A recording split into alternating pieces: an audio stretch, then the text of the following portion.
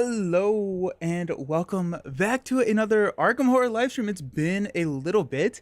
It's time to continue on in the Arkham Horror universe.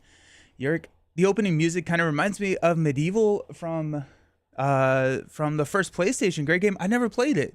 But yeah, the person that I had do the music, I think, did a fantastic job. I was so happy with the stuff that they put out. I think my favorite is honestly the Lord of the Rings. Like I had them commission 3 pieces.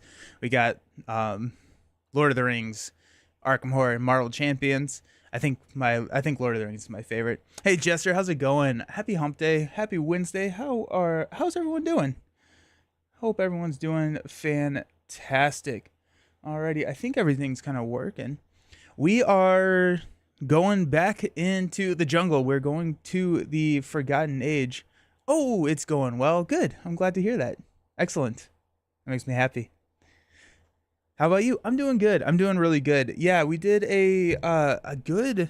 Or I filmed a good number of videos yesterday, which was pretty exciting. I also, I got back on my bike yesterday. I have an indoor bike trainer, and so I got back on that, which was the first time in a little bit. It's a little too cold to go disc golfing, unfortunately. I'll probably sneak out here in a little bit and go, but yeah, no, it's good. It's good. I'm excited because, we're doing Arkham now, tonight doing Earthborn Rangers, and tomorrow we're playing Star Wars Unlimited for the first time. Well, for the first time on stream, I should say. You haven't had time to watch any of your Earthborn Rangers content. I am loving Earthborn Rangers. I think Earthborn Rangers is a fantastic game. Yeah, it's relaxing. It just feels very happy to play. It feels similar, the most similar, I should say, to Arkham. And I do think that, like, they both have their pros and cons and everything, and it kind of depends on which one you like. But the Arkham feels a little bit more oppressive than Earthborn Rangers. Earthborn Rangers feels a little bit more relaxed, I guess. You got it Monday? Oh, nice. Yeah. How far are you in it? How's it going? Star Wars Unlimited looks so good. B Holland, yes. Oh my goodness, I'm so pumped for Star Wars Unlimited. Oh dude, I've played it a couple of times at cons and been having a ton of fun. I got on with Brant, kind of went through, made sure that the TTS mod and everything was working for the stream tomorrow. So I'm excited.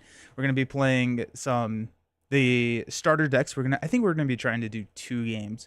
We're gonna try and do the starter decks, and then Brant built from Step Into the Portal, built a couple of decks for us to play. And so I'm excited to see some of the new cards, because the only cards that I've actually played with are the starter cards. And, Brant built real decks. And so pumped to see more, because the starter decks are interesting and unique, but I mean, they are starter decks, and just like any other TCG or any other game, the starter decks are going to be a little bit less exciting than what the game has to offer. Great. Your wife and I are starting up soon. Nice. Yeah. I do think that it works as a really solid 2-player game. I've played it 2-player one time, but I also really enjoyed solo, but it doesn't feel as detrimental as Arkham does in like a 2-player setting. I think that the game scales fairly well for player count, so I'm happy with that. Not very far. I'm trying to grasp the relaxing side of the game. I'm used to games with 2 hazard icons starting at play, or super mobs in the staging area. My house is burning. Yeah, the alarm bells are going off. Yeah, it's I have run into some tense moments in the game, and that absolutely is part of it. But I do feel like overall it's more relaxing than the other games that we've played. I haven't been interested in a competitive game in a long time. Star Wars Unlimited will get me back in, I think. Oh my goodness. I like competitive games. I have a hard time finding people to play with. Now that I'm doing more stuff with Man vs. Meeple, we're doing more competitive games, card games like that, and so that helps. But also just yeah, like I've been playing Lorcana. I've done Lorcana on Pixelborn, which is the an online implementation of Arkham or of Lorcana. I did that for a while. I kind of dropped out of that just because time, I guess. But I am more interested in Star Wars than I am Lorcana. I Yeah, the Star Wars, both from a theme and a uh gameplay mechanic standpoint, I think Star Wars is a stronger game.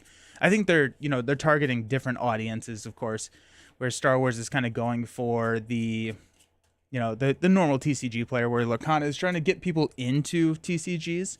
So yeah, but I'm pumped for Star Wars.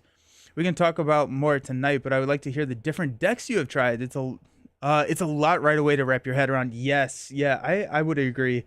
And I don't know if that's unique to Earthborn Rangers. I think that Earthborn Rangers has a little bit different of a deck building progression, right? You're kind of choosing these like multiple aspects and then choosing cards from each one of those aspects.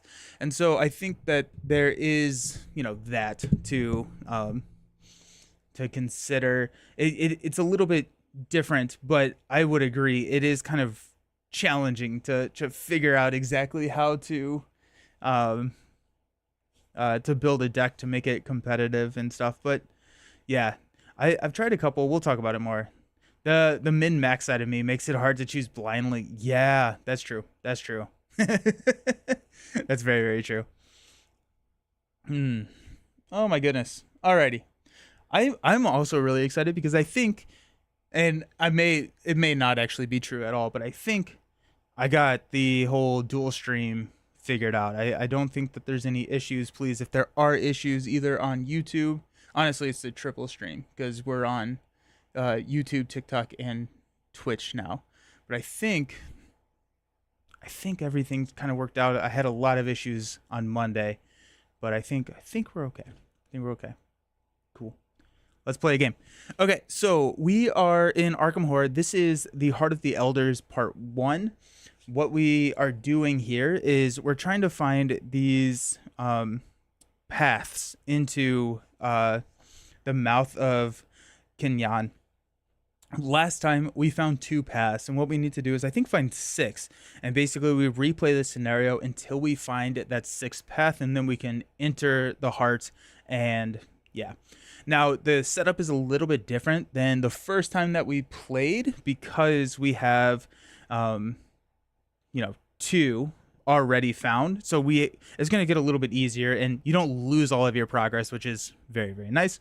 And then we have the winged serpent, so if we reached Act 2A, we immediately progress to Act 2A, which puts the winged serpent out, which spawns at the mouth. It's a hunter, it's massive, it cannot be defeated, cannot make attacks of opportunity. Then if there are 5 or more damage on this enemy, or after a pillar is placed on the mouth, heal all damage from the enemy, and exhausted, it does not ready during the next upkeep. So that is something that we will have to deal with. We are kind of hurting. Daryl over here starts with 3 mental trauma, 1 physical trauma. Kamani has 1 mental trauma. And I'm not going to read through all the story again just because it is a repeat of a lot of what we have already walked through.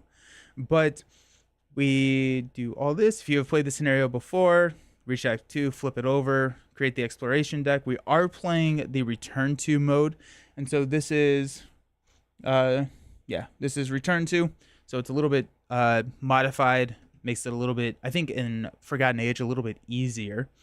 We did all this setup, and we also cannot take a mulligan. That's one of the hindrances, I guess. Oh yeah, we don't have a starter player. We don't have start player in this game. Okay. Yep. Let's go ahead and read the Jungle Heart. So this dooms out at 5. You are deep in the jungle now, surrounded on all sides by the uncharted wilderness. All around you, the rainforest sings. Its lyrics found in every chirping insect, every snapping tree branch, every serpent's hiss. As an explore action, we can draw the top card of the exploration deck. If it's a connecting location, you can put it into play and move to it. And then over here on opening the maw, you have discovered that the runes within the jungle can bear a distinct pattern of glyphs, which match those found on the 6 pillars. As you turn the pillars to match the patterns, a serpentine creature descends from the clouds. So investigators at the mouth can spend two clues as a group. You solve a piece of puzzle, add a resource as a pillar token. Objective is to solve the puzzle in 6 pillars in order to enter the mouth. If there are 6 pillars, we advance to Act 2B. Kamani, no, Daryl starts with his camera. Need to remember to do that before I shuffle everything. Hey, Lucas, how's it going? Happy Wednesday. How's your hump day starting out?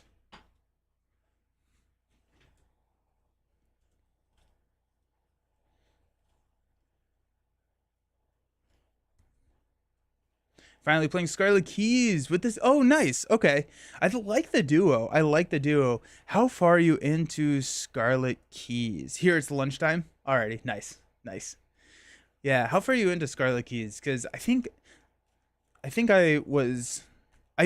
didn't love Scarlet Keys. I also wonder how much I would have enjoyed Scarlet Keys if I wasn't streaming Scarlet Keys. I don't know if Scarlet Keys is a great campaign to stream. 2, 4, 5. We don't get a mulligan, but we do still set this outside out of play. We got Dr. Mailson. Only played 2 scenarios so far? Okay, nice. Nice. I like the scenario. How are you enjoying Daryl? Have you played Daryl before? Because I think Daryl is in the top tier of investigators that I've tried. Hey, Magic Moose Moo. Ahoy. How you doing? Welcome. How you doing? Kamani, we got 2, 4, 5. Oh, my action tokens. Can't forget my action trackers.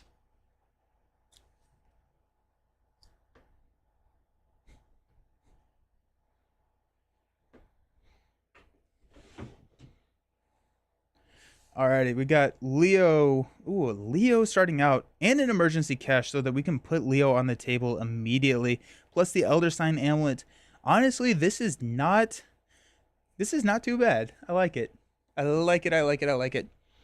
We skip the Mythos phase this turn 1. I think we have check your supplies. If you have a map, look at the top 2 cards of the exploration deck. Discard each treachery looked at and shuffle the exploration deck. Do I have a map? Need to look at that.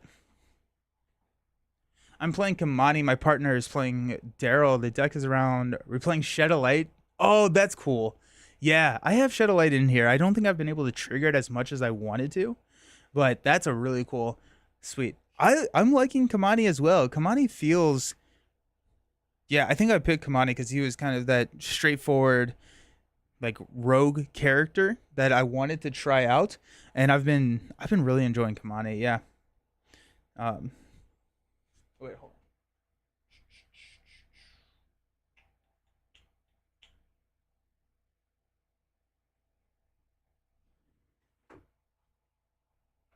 Yeah, so we do have a map.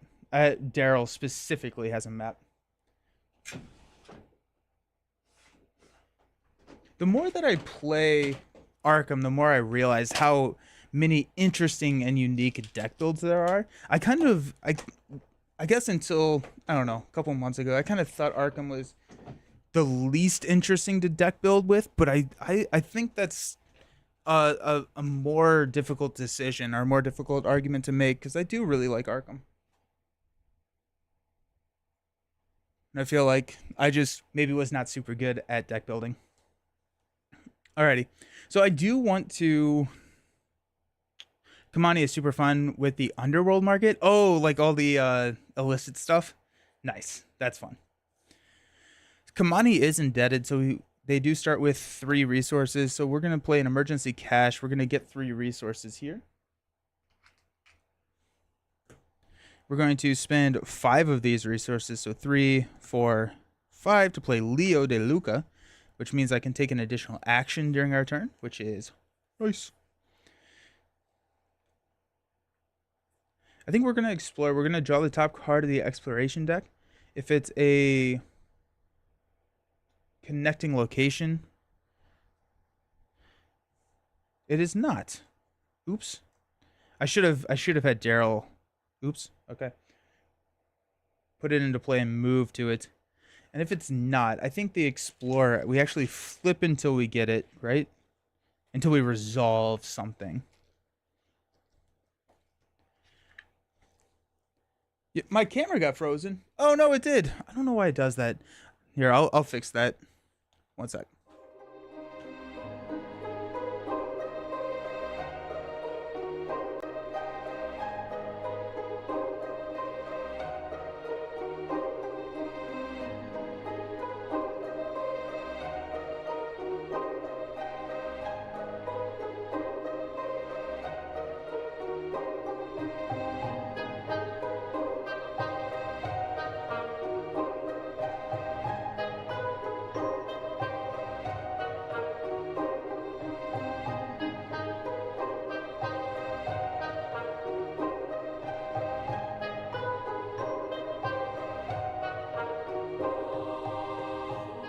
Okay, hopefully that's better. Yeah, ever since I've started to stream on TikTok, that's been kind of the issue. I don't know if that's even worth continuing on, but thank you, Javier. Appreciate it. Until a location that you can move to or a treachery enemy is drawn. Perfect. Thank you so much. Nope. Nope. There we go. Okay. So the Trail of the Dead. After you investigate or explore while at Trail of the Dead, check your supplies. If an investigator has the binoculars, if no investigator has binoculars, take one horror. This comes in with 2 clues. We're going to immediately move to it.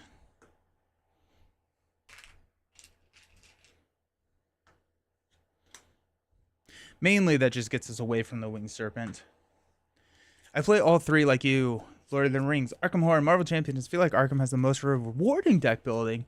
You get that deck right, it's amazing. Okay, interesting. Yeah, nice. Yeah, I'm wondering. I think I like trying a variety of a lot of decks, and I think that's where Arkham was lacking for me, mainly because I would rather play 8 decks in the same deck 8 times through a campaign.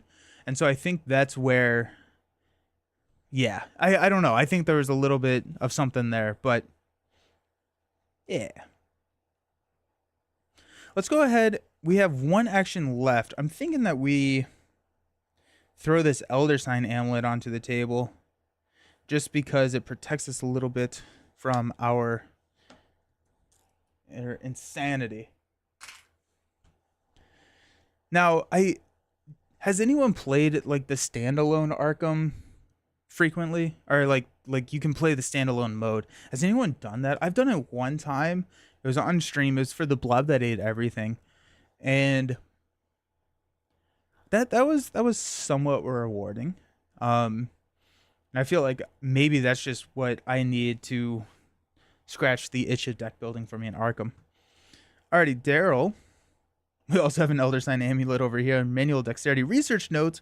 After player card ability places 1 or more of your clues on your location. Place that many resources on notes. I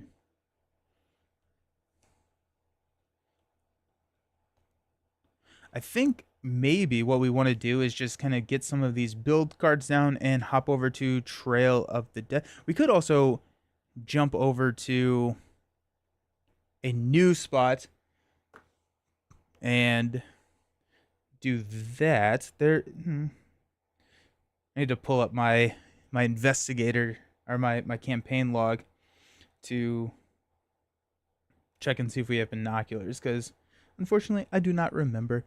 I think standalone is fine. You can try different decks and different XP, but normally I like the story and the progress of a character, and I do think that's where like Arkham just shines. Arkham is so good at the storytelling, and so I think, yeah, I'm in like this catch-22. Like I want to try multiple different decks, but I like this story so much, and so it's a fun situation to be in. I don't have the binoculars, by the way. So I think what we're gonna do, let's go ahead and use 1 resource to play Dr. Mailson. So Whenever an investigator draws an encounter card from the encounter deck, we can exhaust Dr. Mailson, place one of our clues on our location. We can draw another card from the top of the encounter deck, choose one of those two cards to resolve, and discard the other. It's also just a nice soak. We're going to use one to play research notes. Honestly, I don't even know if I need research notes down here. Right now, I'm not going to have any clues. So might as well just save that action. And so we play Dr. Mailson. We're going to hop over here to Trail.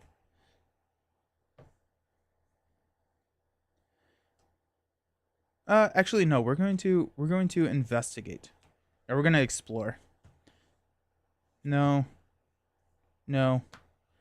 No. No. Yes. No. There we go.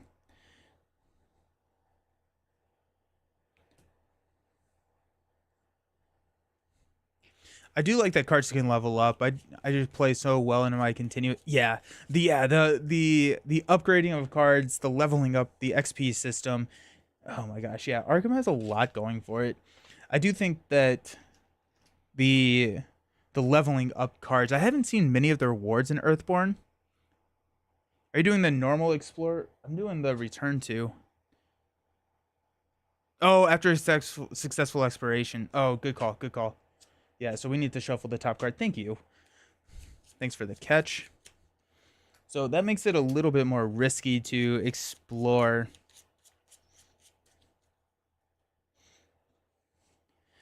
Wonder if it's still worth it. I think instead I'm going to just move over here for my second action. And instead of exploring, I guess we have a ton of room over here.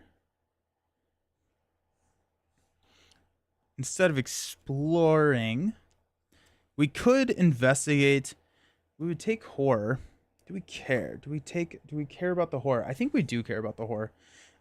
So if we can figure out a way to investigate and get both of those clues, I think we're going to be much happier. This is massive, actually, so it's going to hit both of us. Okay, so we're going to grumble.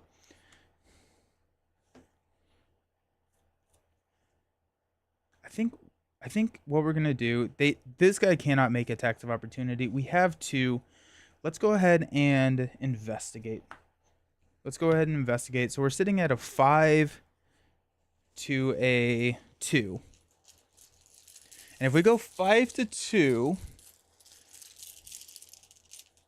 Ah, no, the auto fail. Well, that's sad. Okay. That's how you know we're starting out with a good stream right there.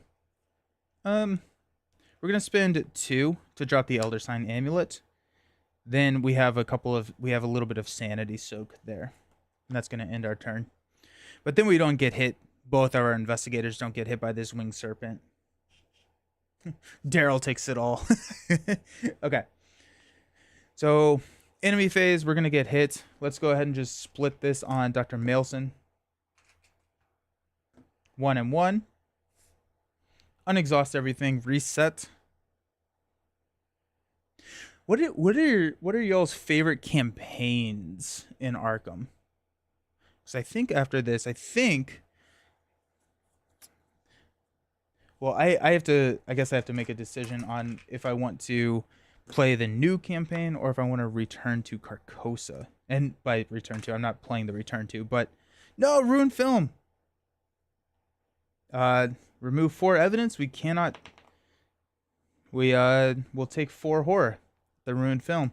We didn't even have a chance to get evidence. I'm just gonna toss that all on Elder Sign Amulet. And that goes away. Alrighty. That's an exciting time. We're going to put these aside just to save some room.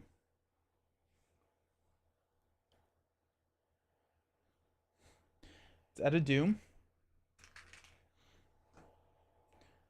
Daryl's our lead investigator. Peril, you must either choose to test feat 3 to jump the gap. For each point you fail by, take 1 damage, or shuffle Pitfall into the exploration deck. If you cannot choose this option, if Pitfall was drawn from the exploration deck. That's pretty funny. Path to Carcosa is number 1. Then you really like Edge to the Earth. I need to try Edge of the Earth again. I think I would like it more if I add more movement in my deck. Yeah, I think that'd be the right way to go. But I need to try Edge of the Earth again. I really liked my play of Carcosa. Mm. So I will play Carcosa again, but by the time this ends, it's very soon to win the new expansion. Uh, is going to be coming out, so I want to also play that. Yeah, big maps. Yeah, we can. We do have a manual dexterity. Honestly, I think we're going to test the dexterity because we're going to commit manual dexterity. This saves us an action. And I think last time on Arkham Horror, hey, Maddie, how's it going? Welcome, welcome, welcome. So we're going to be testing 5 to 3. -1, we do succeed. Manual dexterity procs, we get to draw a card, which is unexpected courage. We'll put that over there. How's Maddie's world treating? And Kamani has got put Voice of the Jungle into play in your threat area. At this point, we're going to exhaust Daryl's Kodak to place an evidence on Voice of the Jungle. At the end of your turn, if you did not successfully explore, take 1 horror. We can test Brain 3. If you succeed, discard Voice of the Jungle. I think... Yeah, I think what we need to do is protect the horror. Now, we do have Elder Sign, but if we can get rid of this, that would be pretty nice. Kamani has 4 actions. Kamani has a 3 willpower, and so that's even test. I don't like those odds, but over here we can get one of these clues and then go 3 to 2. I still don't love those odds. Maybe we just explore. Maybe we just go and we go crazy and explore a ton. It's not a horrible idea.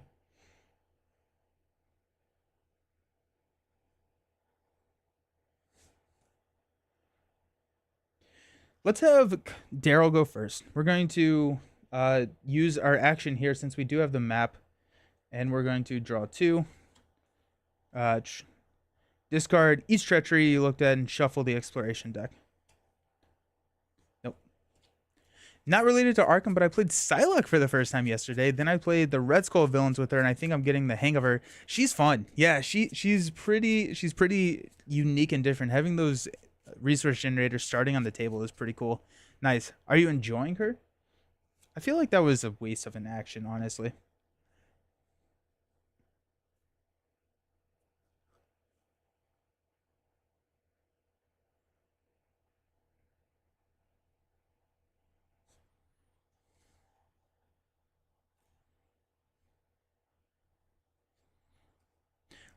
Mm, we're gonna have Kamani do the exploring. There is 1 treachery in there, meaning that if we hit the treachery, we're fine. But he has an extra action, so we should be fine there. Related to Arkham and doing Edge of the Earth today, we just finished Icy Dreams, so big maps today. No big maps today. Nice. Yeah, we were just talking about Edge of the Earth, and the maps in Edge of the Earth are impressively large.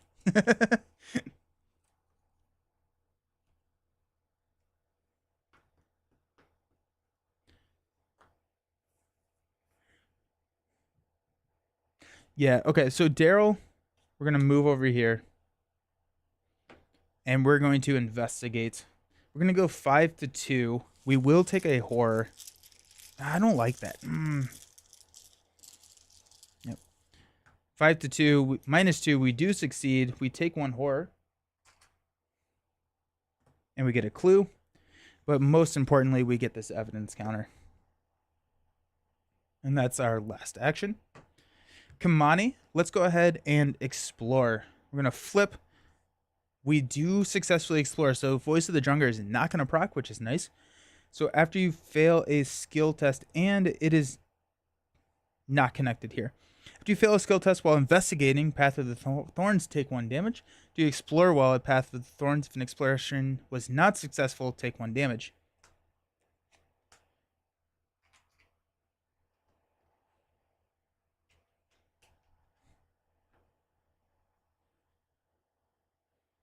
All right, so Kamani has.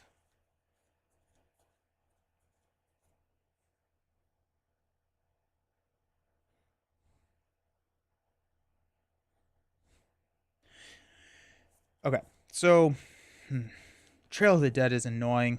It is a victory point, which is nice. I would like Kamani to be able to investigate that. And so we have Thieves Kit, which can investigate. So I think if we go second action to get a money, we can play Thieves Kit next turn.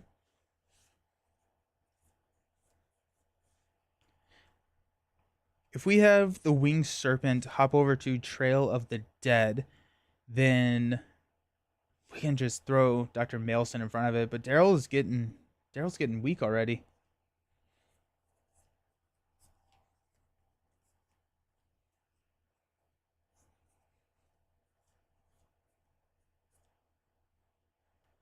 The other thing that we can kind of think about is that we don't have to get all six this game. We just need to not die and just make slow progress.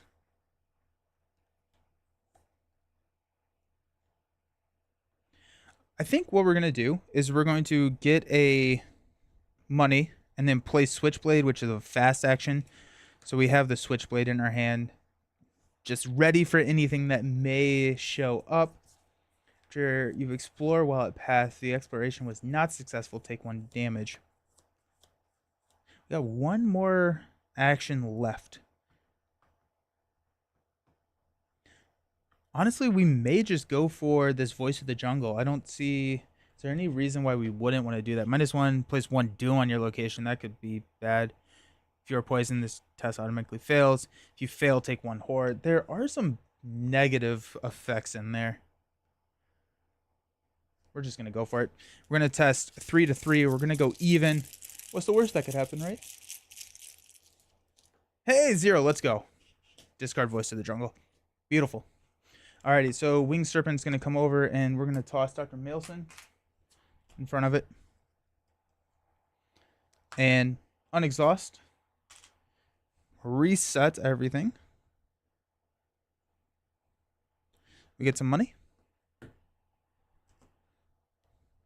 We got Disguise. Ooh. We have Thieves Kit and Disguise. I think Thieves Kit is probably more of a priority here, just because I do want Kamani to be investigating.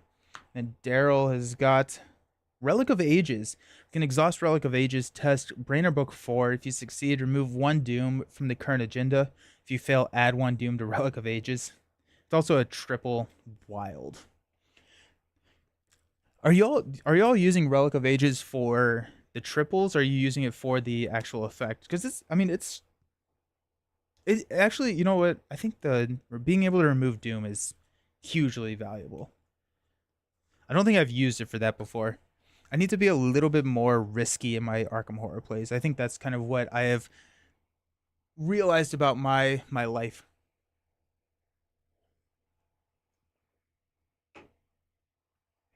Alrighty. 1 doom. Daryl has got Feathered Serpent. X is the number of pillar tokens on mouth, while X is 3 or higher, it gains Alert and Hunter. Right now it's 2. Check your supplies. If you have a Mysterious Scepter, you automatically evade the serpent and command it to deal its damage to another enemy at its location. Don't have that. Then Kamani has got Best Laid Plans. Parallel, you must either choose to lose 2 action or shuffle the top card of the encounter deck into the exploration deck. So I think the other thing that I'm thinking about is once we hit that treachery, basically I'm losing 2 actions now or 1 action later. I would rather lose the 2 actions, especially since it's Kamani and we have 2 actions left.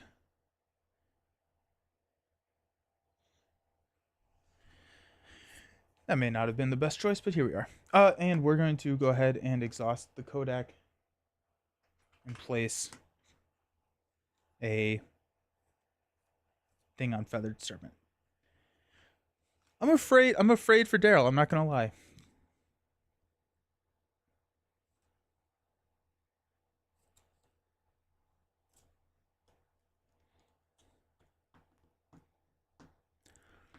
Okay.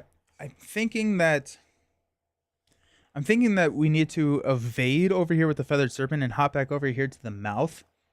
And then we can have the winged serpent hop up here to Kamani. Kamani can deal with the winged serpent. Yo, never seen Arkham played before. Awesome. Well, it's a great game. Welcome to the chat. I hope you're having a good day. Yeah, Arkham's a good game. It's a really fun campaign-driven experience. We're about halfway through. I think what a lot of people consider the hardest campaign in the game, and we are feeling that in our soul. It's being mean, but are you familiar with other LCGs or other kind of card games like Marvel Champions, Lord of the Rings? Okay, so let's have Daryl go first. We're going to try and evade this feathered serpent. We have a 3. We're at 3. Let's go ahead and spend a evidence to drop this test down by 2. So we're going 3 to 1. Just Marvel Champions. Gotcha. Yeah. So if you took the campaigns of Marvel Champions and turned it up to 11, you would get Arkham Horror. Arkham Horror is all about that campaign experience, and they do a fantastic job with it. Let's go ahead and commit Unexpected Courage. One of the other things that you do in Arkham is you get resources. Your cards are not your resources, but you do have cards that you can commit to test. And so this is a wild test. We're testing 3 to 1 right now. I'm going to add +2. I just said I need to be more risky in my plays. Now we're going to add the 2 because I want to get rid of this. On Edge of the Earth as well. First run through. Oh, nice. How are you enjoying your first run through? Are you going through blind, or did you do a little bit of peeking before you went? -2 if you are poisoned. We are not. So we automatically evade this feathered serpent. We have 2 actions left. We're going to hop over here to the mouth. That's my first action. And also against, or different than Marvel Champions, is you're kind of moving around this 2D map rather than having the stagnant player area, villain area. You're adding locations and you move your like little players around. So going in blind, the best way to do it. It really is. It really is. Did you bring enough movement? How far are you into Edge of the Earth? Got 1 action left. Do we just search here, or do we drop the multi-tool? We're going to use 3 to drop the pocket multi-tool. So during a skill test you are performing, we can exhaust it to get +1 skill value. Kamani only has 2 actions, unfortunately.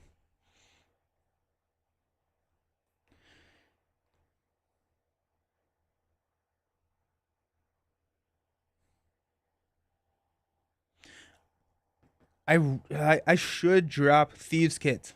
I need to put Thieves Kit on the table, but Disguise also helps a lot.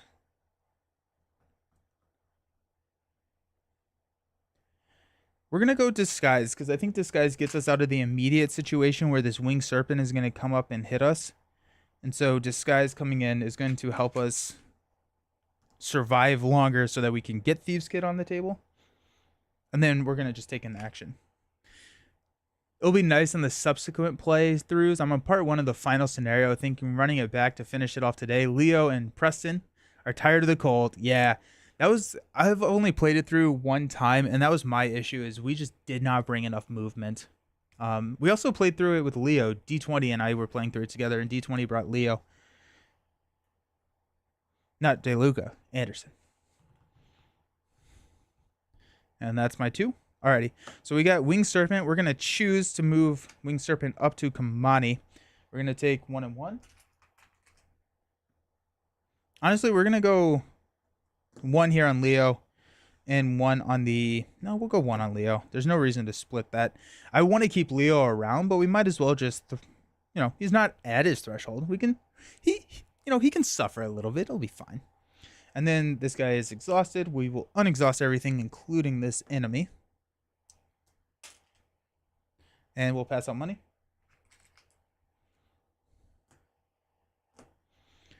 We got a lucky cigarette case. Nice. And a press pass. Ooh, nice. So after you spend 1 or more clues, place 1 or more of your clues on your location, exhaust press pass to take an additional action. It was a little mean to have someone like Leo in the TFA box with his 1 foot. Yig does not approve. Yeah, that was. I'm playing through this blind, but I did give one piece of or a little bit of recommendation on make sure that you bring enough feet to the table because it can be. Yeah, and I'm glad I did. I brought Kamani with 5 and then Daryl with 3. Tough. Alrighty, top of the round. Go 1 here on the Jungle's Heart. I feel like we're not making progress. Okay. Daryl has got Snakebite. Test feat 3. If you fail, you must either choose to deal 5 damage to an ally or take 1 direct damage. And if we're not poisoned, we get poisoned. Okay. Test feat 3. We're at 3. I'm going to commit Relic. So we're going to go 6. Oh, no. Didn't realize. Oh, no. You're totally fine. I'm over halfway through. I have seen the need to skull -1 or -3. Okay, so we do succeed. That's good. I have seen the need of feet. It's a tough one. It's definitely like it feels very mean. It just feels very, very mean. And then Kamani has got Ants. Test feat 4. For each point you fail by, discard a random card from your hand or choose and discard a card from your play area. So feat 4, we're at 5.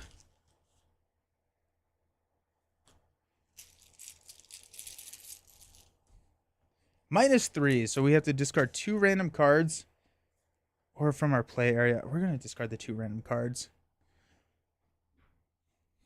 I'm hoping I hit Backstab. Thieves Kit would also be nice to... 1, 2, 3. There's Backstab. Alrighty. Now I could choose to... No, we're going to even odd. Lucky. Okay. There weren't really any spoilers in there per se, just knowledge of the Lovecraftian stories. Oh, yeah. No, you're totally fine. I knew Yig. I knew Yig was part of it. That's hopped up every once in a while. I don't... Or maybe that was from my... I played a stupid amount of Elder Core as well. So maybe the snakes and Yig just had a connection in my mind. You did not spoil anything for me, promise. Alrighty. Well, that's fun.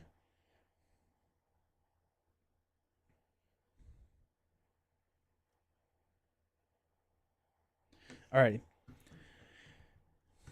Daryl.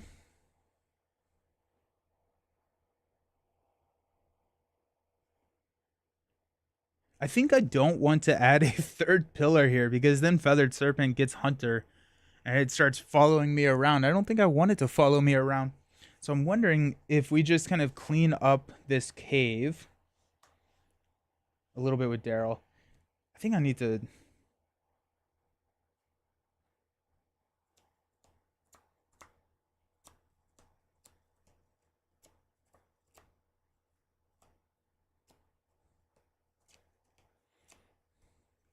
We can exhaust the Winged Serpent and do some exploration over here with Kamani. I think I want to do that first.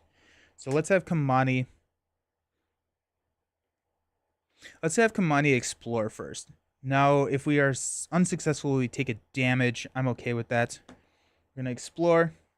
Cloud Force is not connected. Rope Bridge is not connected.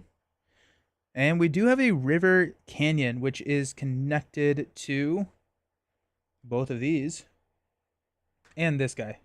Yeah, that's weird. Okay, so everything is connected to the River Canyon.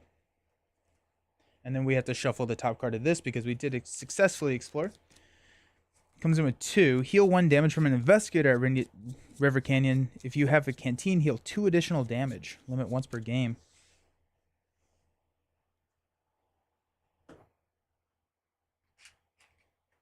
Has 4 Shroud. We hop over here. I guess I forgot that I moved. Because it would have been nice to have exhausted the Winged Serpent first, but here we are. Let's go ahead and next action get money. I'm going to spend all of our money for the Thieves Kit, take up our 2nd hand slot.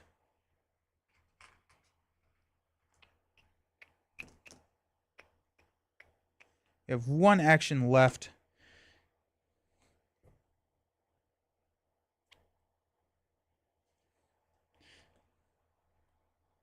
Feet. We're testing 5 to 4. That's not great, honestly. Might as well. We'll go ahead and use a Thieves kit. We're going to go 5 to 4. Hopefully we don't lose. 5 to 4.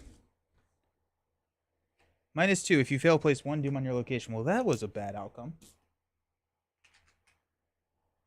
Which means that we're going to progress next turn. Ah, gross. Well, that's too bad. Huh. I don't quite remember. What difficulty are you playing on? Just standard. Yeah. Kind of wish I had gone easy. Okay, so that was everything we got there. Daryl, let's just go ahead and start cleaning up the mouth. We got Daryl going 5, go 6 to 2. Got the heart, which is -3 if you fail. Take 1 horror. We do not fail. We take 1 of these clues. Nice.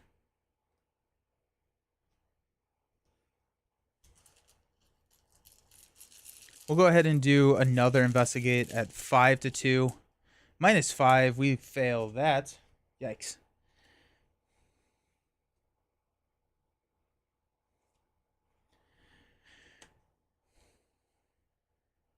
We have 1 action left. We're going to gain a resource. That means the next turn we can drop our press pass, and when we spend our resources, we get additional action. So that kind of sets us up a little bit for next turn.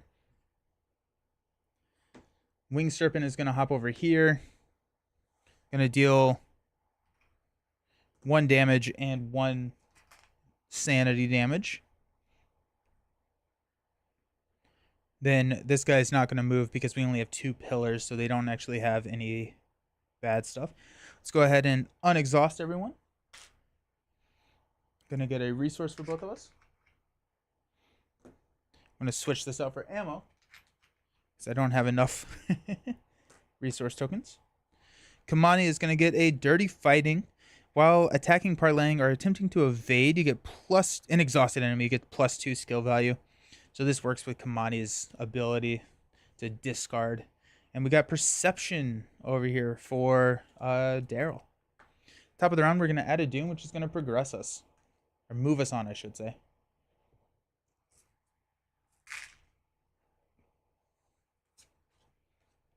After exploring the rainforest for hours, you reach the top of a steep ridge from which you can see much of the surrounding area. Uncanny winged creatures caw at you from above, circling over the cavern entrance like vultures waiting for their meal. From this vantage point, you may be able to see an approaching threats as they traverse the bush below. If only you had something to help you see further. Shuffle the encounter discard pile into the encounter deck. The lead investigator chooses 1 investigator to be the group's lookout. That investigator checks their supplies. They have the binoculars. They are able to see creatures approaching and avoid it. The lookout suffers no ill effects. If the lookout does not have binocular, discard cards from the top of the encounter deck until his enemy. And we're going to go with that for Kamani. Where did I put? Oh, here it is. Okay. So discard cards since we get an enemy. The Apex Strangleweed. Alert, retaliate. After Apex Strangleweed makes an attack of opportunity against you, check your supplies. If you do not have a pocket knife, lose all remaining actions and lose your turn. Gross.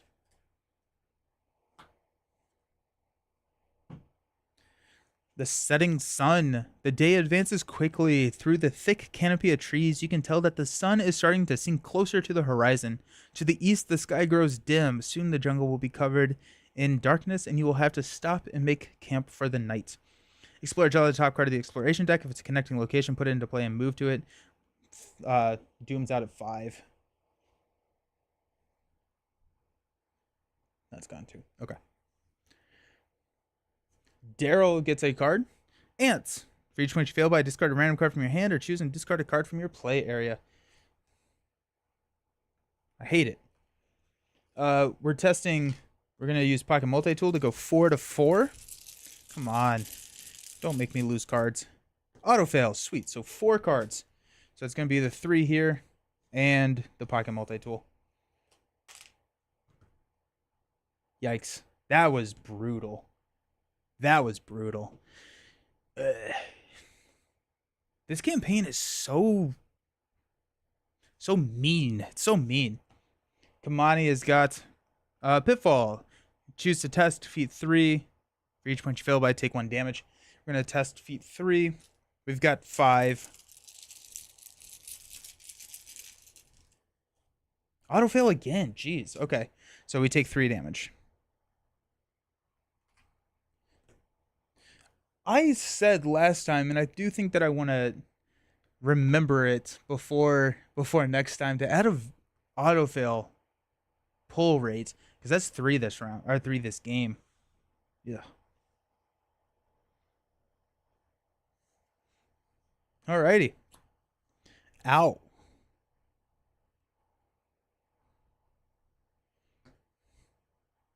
So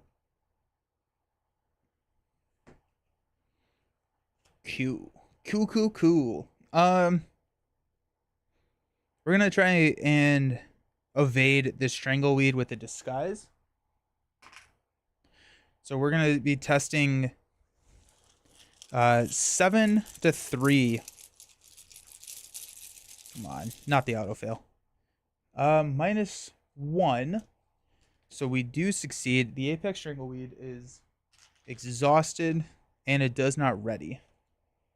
So flip that over. That's 1 action.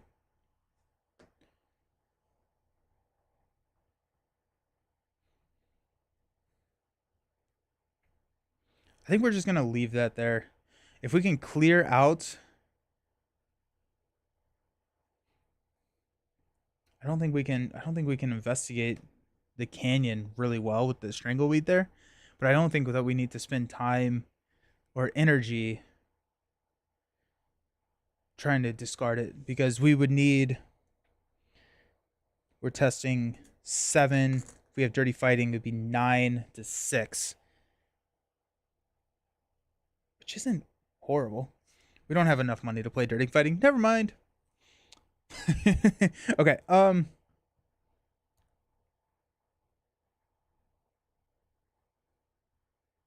I think if I can get 2 pillars on the mouth this turn, I will be happy.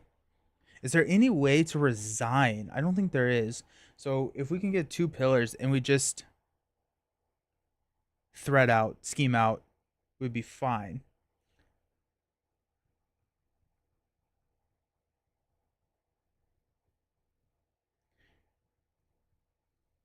We're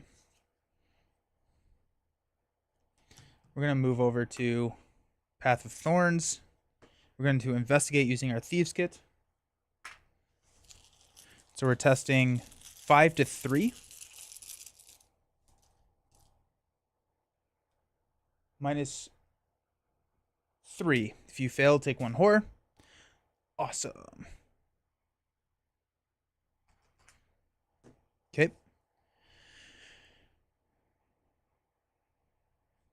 1 action left. We're just going to do it again. Thieves Kit. 5 to 3. Come on, no whammies. -2. Hey, we got it. Let's go. So we get a money and a clue.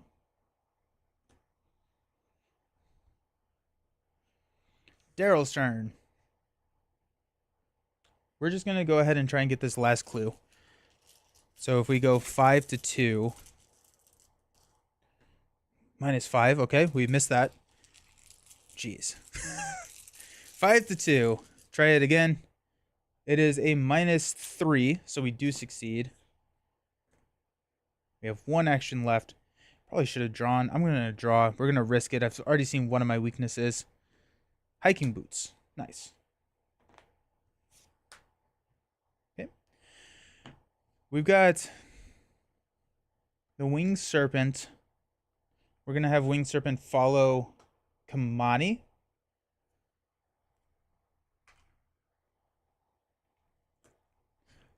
We'll do a damage, and Elder Amulet will take the horror. Does not move, exhausted, so we will unexhaust everything. And pass out money. Kamani gets a watch this, and Daryl gets a winging it. You can play it from your discard pile. If you do, shuffle your deck after resolving its shuffle it into your deck after resolving its effect. Your location gets -1 shroud for this investigation. If you played winging it from your discard pile, discover 1 additional clue if you succeed. Okay, I think that's probably worth it.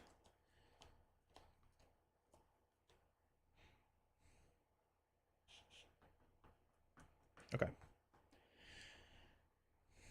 Get our actions.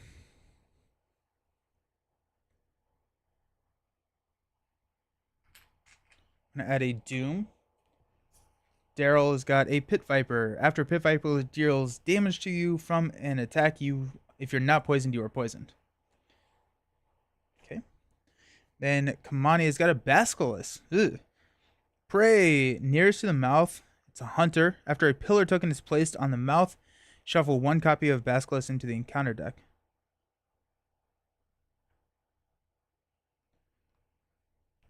So I assume that this is then you shuffle it into the encounter deck if it's in play. I guess that's how that would work. Alrighty. Gross. Alright.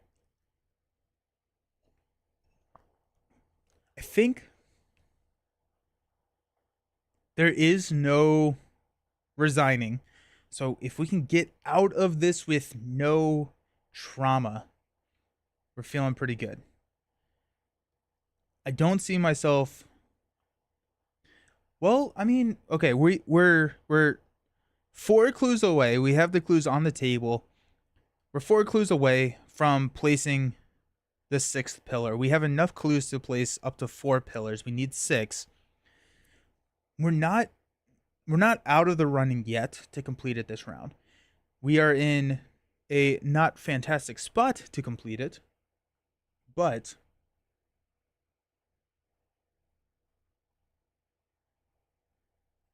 I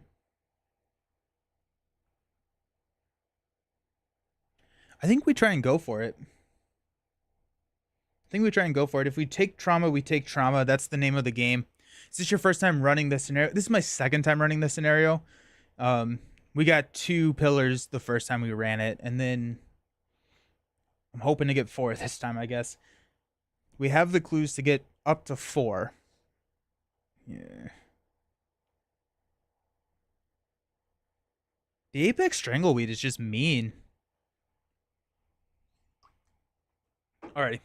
Let's have Kamani go first. I think we want to play Dirty Fighting.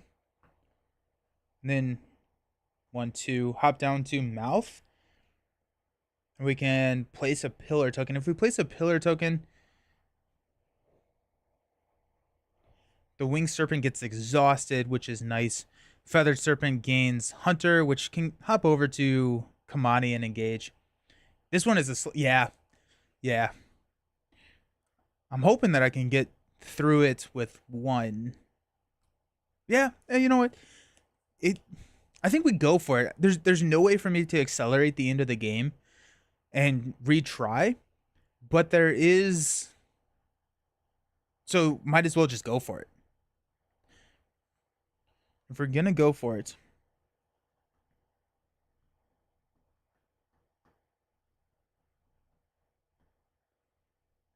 Oh, we have this Basilisk. Let's go with Daryl first. We're gonna spend 2 clues to place a pillar on Mouth. So that's actually 3 now. This gains Hunter. Basilisk gets shuffled back in here, and we exhaust the Winged Serpent. Alrighty. We're halfway there. Whoa. We're halfway there. Is it worth trying to get rid of the Apex Strangleweed? We have enough to play Dirty Fighting right now. We have a watch this. Well, we don't have enough money to play a watch this, which we. Okay, let's just get risky. Why not, right? Let's have some fun. Let's get risky. We've got.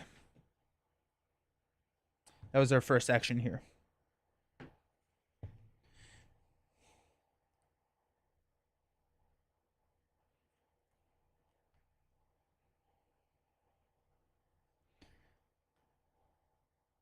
I'm gonna hop up here. We can heal damage here. Do we have a canteen? If we have a canteen, then we feel pretty good. We do have a canteen. Kamani has a canteen. So I think Kamani does want to trigger this action and heal because they will be able to heal 3. Okay. So that's our second. Oh, wait. We have the stupid Pit Viper.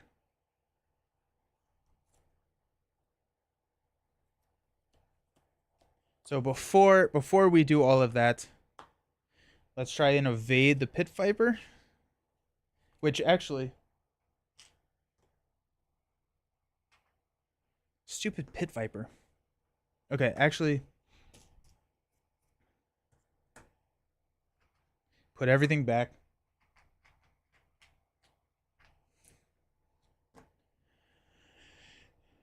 I don't know if Daryl can evade the Pit Viper. And so instead... Well, the Basilisk is over here then. So do we want to do... Basilisk? Yeah, I mean, we have to.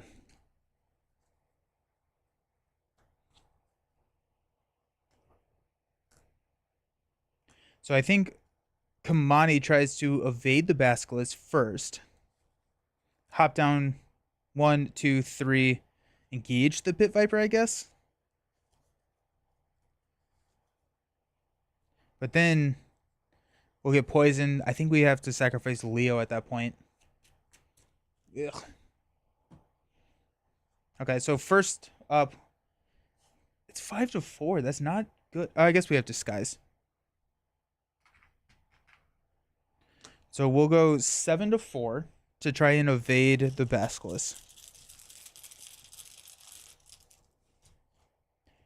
-2. We do succeed. Basilisk is exhausted here and is not ready because of disguise. That's 1. 2, 3. We have 1 to engage the Pit Viper. Because we can throw Leo in front of the Pit Viper here. Don't love it. We also don't have to place the clue now. We're not exhausted here. We don't have to place the clue, or place the pillar, which means that we're not going to get attacked on this front. But then what is Daryl doing?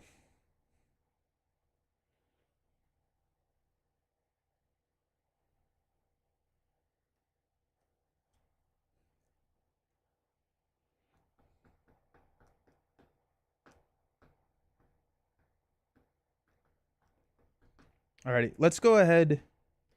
Spend 2 to play Hiking Boots. That gives us a +1. Then after the last clue is discovered from your location, we can exhaust to move to a location with 1 clue or a unrevealed location.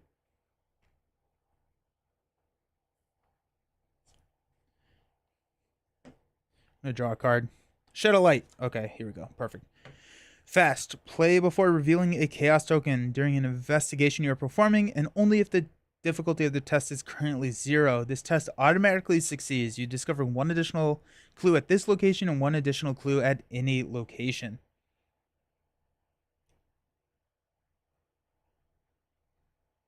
That helps a lot, actually. That's pretty significant. Because...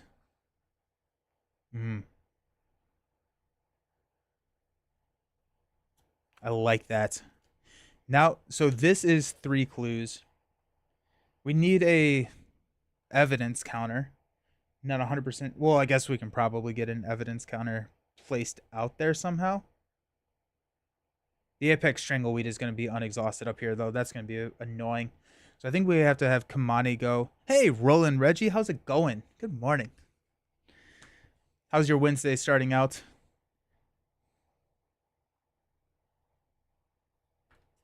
Okay.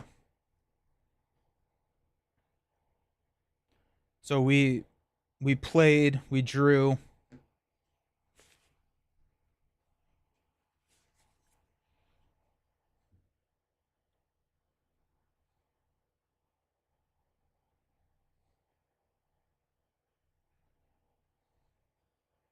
We're gonna draw another card. Busy work day ahead. Oh no, deduction. Ooh, okay. Deduction helps as well. Have you tried Res Arcana? No. No, no, no, no. Is that from Wise Wizard? Res Arcana. It sounds so familiar. Is it a head-to-head dueler? I think it is. I don't think I have tried it. I've heard good things. Engine building card game. No, have not played it. It was not even what I was thinking it was. 2 to 4, 5 players with expansion. Already. Do you like it? Is it good? Res Arcana. I've heard it. I just don't have that in my mind right now. Alrighty, Pit Viper is going to attack. We're going to deal damage to Leo.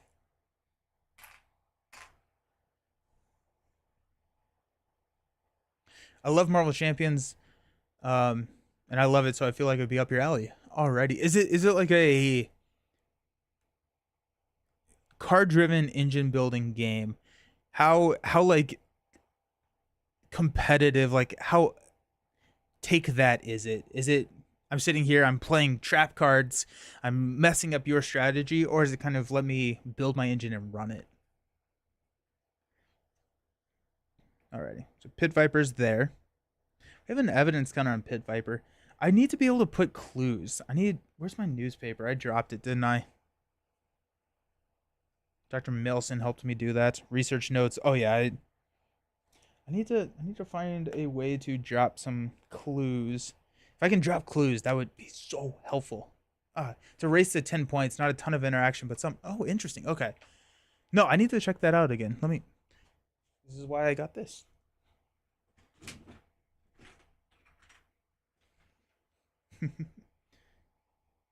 Dragon Shield pen.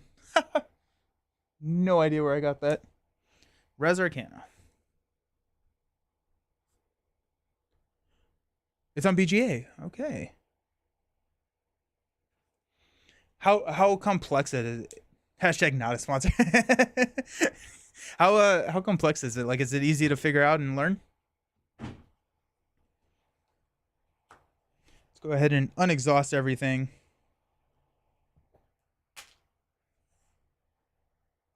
Pass out money. 1.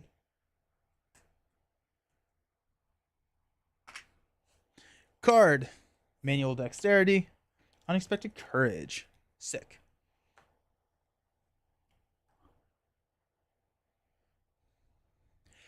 Have you all played? There's a new game. Oh, why am I forgetting this game right now? I logged it. I just played it. It was really solid. Veil of Eternity. Veil of Eternity was really, really sweet. BGG wait for Marvel Champions 292. Wait for Res Arcana 263. The iconography makes a lot of sense after you played once. Alrighty, cool. Yeah, I'll have to check that out. BGA is such a nice site. BGA is so nice. You got Unexpected Courage there. Doom. Counter card for Daryl. Another Pit Viper. Come on. Boo. Boo. Kodak will place evidence on the Pit Viper. Oh my gosh, I'm just getting overrun by these Vipers. Snakebite. Test feat 3. If you fail, deal 5 damage to an ally or take 1 direct damage. If you're not poisoned, you are now poisoned. Feat 3. We're at 5. I'm going to commit watch this. We're going to commit 2 resources. So we're at feat 6 to 3.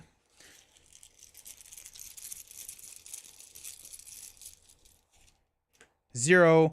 So we get 4 resources back. We're at 2, so we go to 6. And we don't take any damage, so that's nice. Okay. I need to place clues.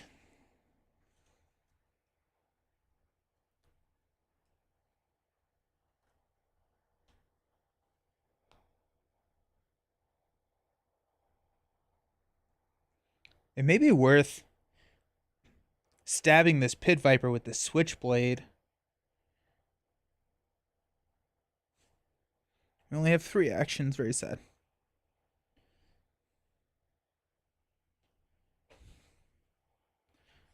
Ah, stupid pit viper. I think I want Kamani to go first.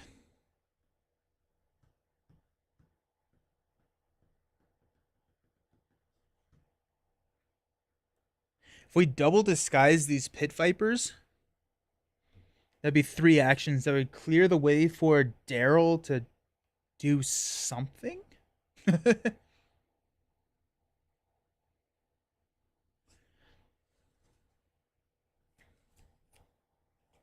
we have to get rid of these vipers at some point.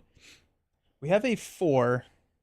We have an unexpected courage. Daryl could evade his own pit viper.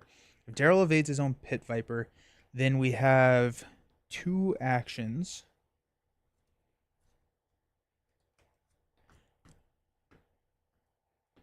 I think it's hard to not draw cards. Because I think if we can figure out a way to put clues onto the table or onto our location, we get way better and our engine starts to ramp up. We also can get more evidence counters, which allows us to then shed a light and just how risky, how close to Icarus are we going to become? We're going to fly too close to the sun, or are we just going to try and play it safe, drop these on the last last turn, and then replay? That is the question. I think let's have Daryl go first. We're gonna unexpected courage evade, so we're gonna go 6 to 3.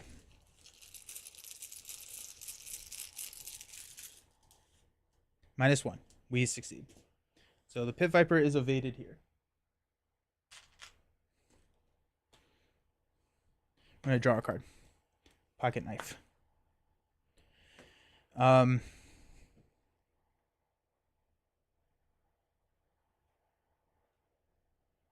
We could also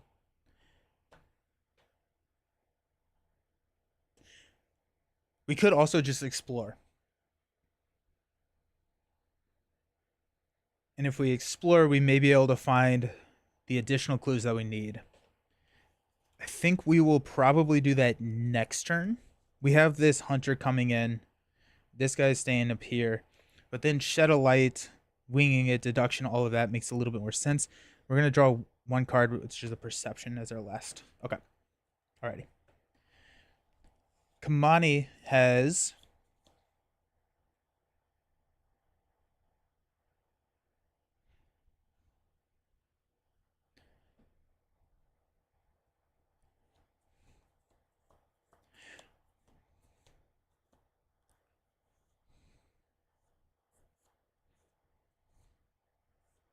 Okay, Kamani is going to use a disguise. No, we're not. We're just going to straight avoid or juke this pit viper out. So we're committing a manual dexterity, so 7 to 3. It's a tablet, which is a -2, so we are good. We get to draw a card, which is Agent Fletcher. Alert Hunter while it's evading Agent Fletcher. So pit viper is here and exhausted. That does not help. Too many enemies. Ah, ha, ha, ha, ha, ha.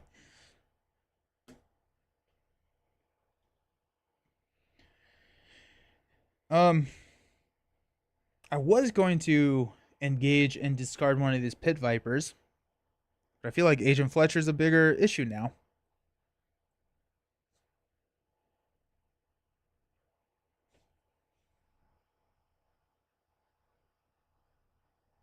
We're going to fight Agent Fletcher. We're at 4 to 2.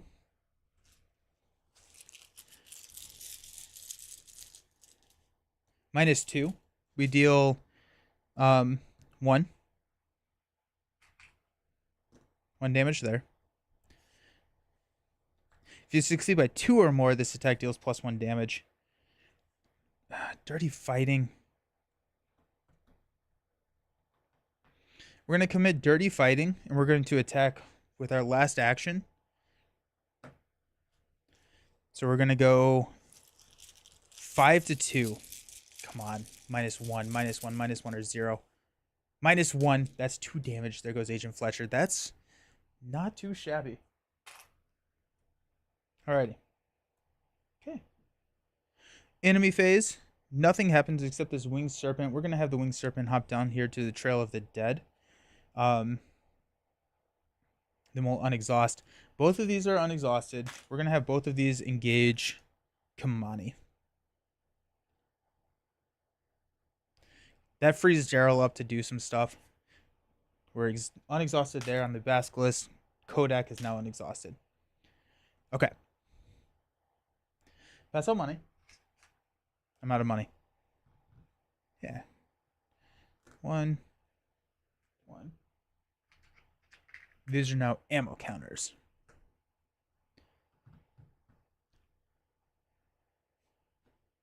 We get to draw a card.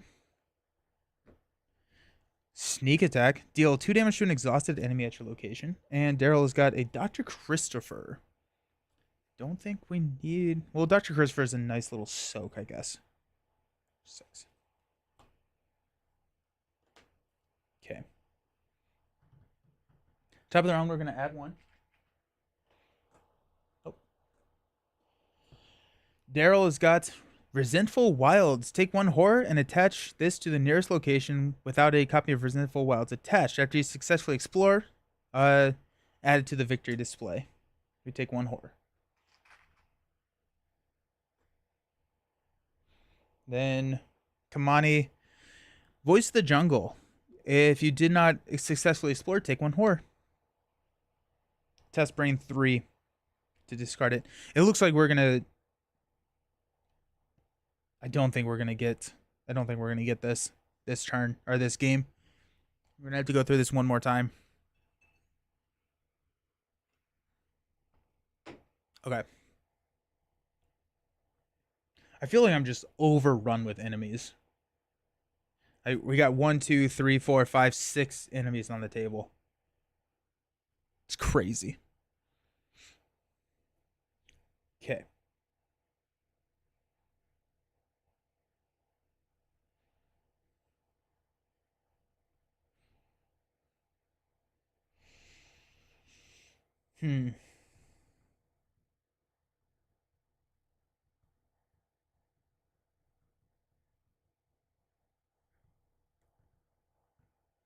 I think we placed the pillars this round.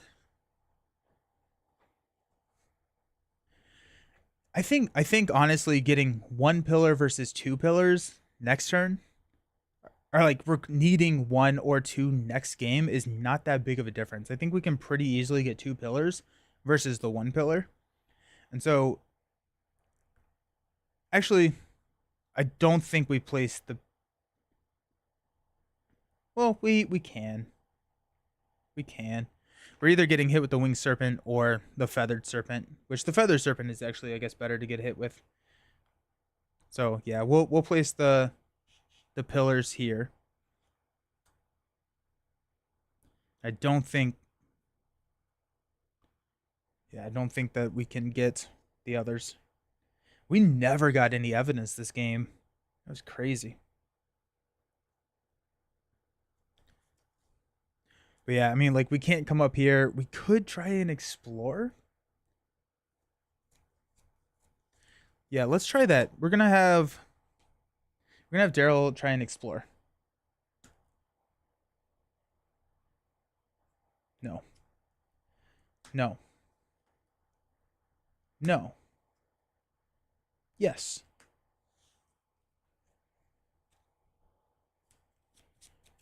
Okay. Comes in with 4 clues.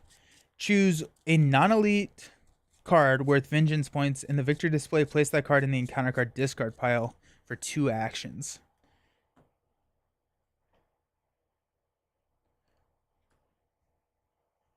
This is kind of over here.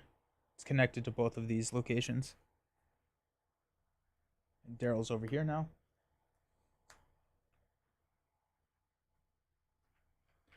Comes in with 4 clues.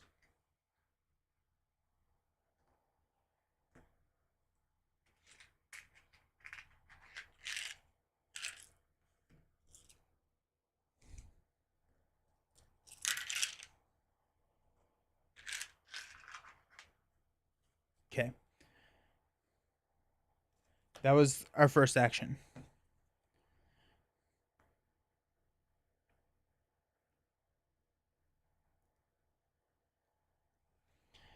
We're at 4. We have 5.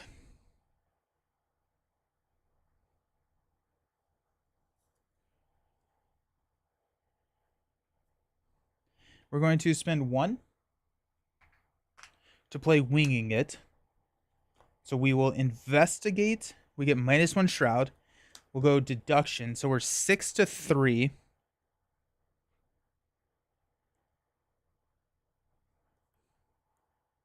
There's not a -4. So 6 to 3. We get 2 clues if we succeed. Come on. -3, so we're good. We get 2 clues. Okay. We have 1 action left. We're going to play Winging It from the discard pile.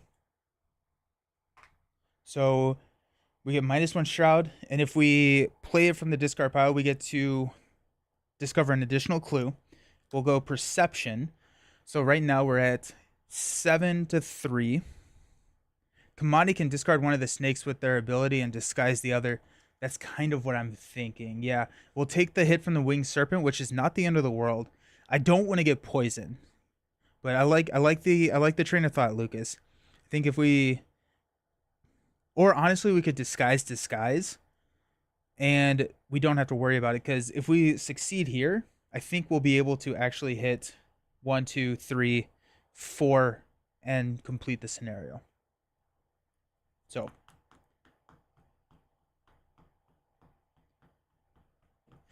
this Basilisk is going to come eat Daryl, though. That's fine. I am actually okay with that. 2. Yeah. Am I? That's too bad.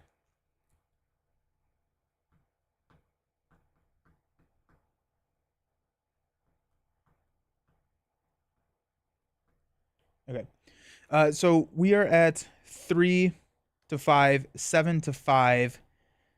I'm going to go ahead and commit Dr. Christopher to go 8 to 5. That protects us against the -5.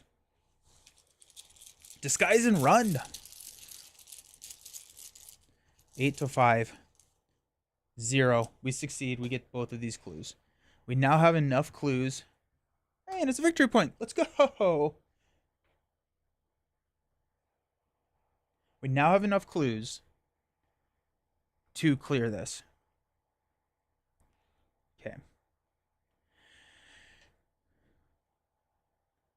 Okay.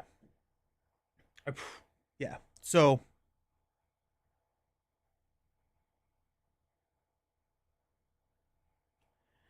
if we disguise, and then hop over here,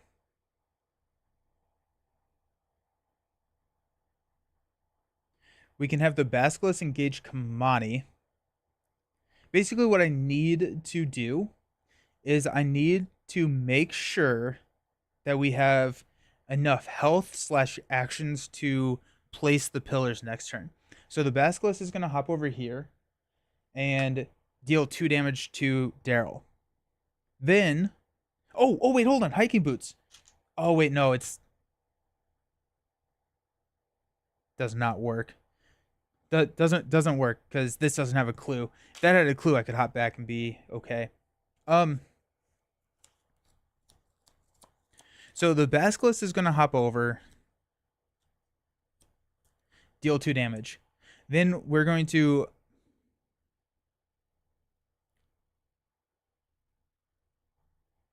We're going to move, take 2 damage. Then we're going to take an attack of opportunity, which is going to take 2 more damage to place the pillar. So we can't do that. Can Kamani take the damage? No, Kamani cannot take the damage.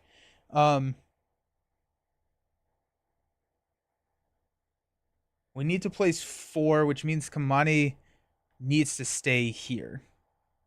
Oh, I don't think it's going to work.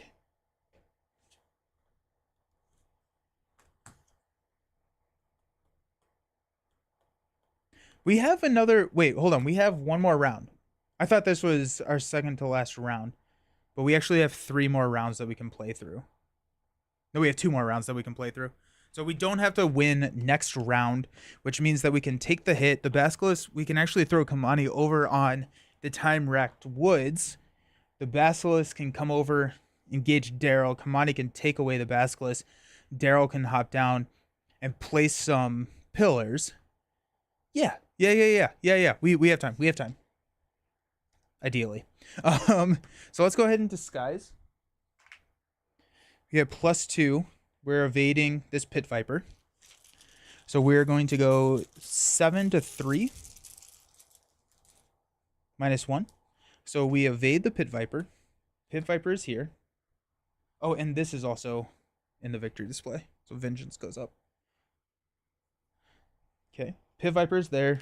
Does not ready.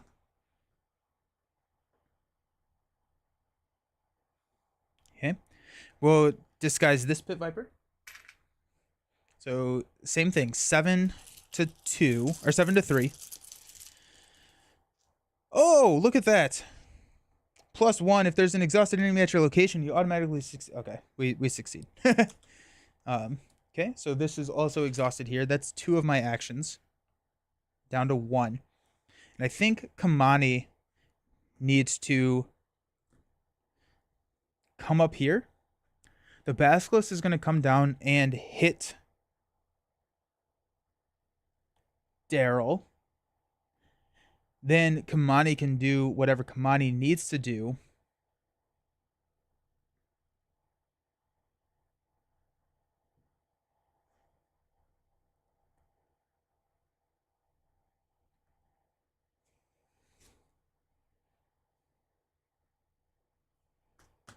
Okay. Also, I think winging it is in my deck now. Who is the prey on the Basilisk? Nearest to the mouth. So it's these are connected. These are 2 away, and so the prey, I think, only triggers if you are looking at a tie, right? Because it's not only. Whereas like the agent is prey Kamani only. The Basilisk, I think the prey breaks ties. Whereas these are connected. It's just I set up the board weird.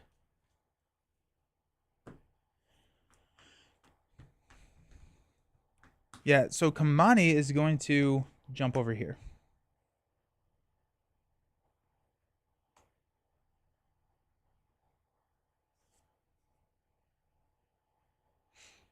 No. I don't. We can have it engage Kamani, deal damage to Kamani, because Kamani has 8 health, so he would be fine. Daryl can then get rid of the Basilisk next turn. Now Kamani gets in, serious danger of dying. One. But that's the risk we have to take. Okay, so that's the last. So we've got Basilisk coming over here. We're gonna we take 1 horror because we didn't successfully explore. Basilisk comes here. We're gonna take 2 damage. So we're at 6. No, we're at 7 out of 8.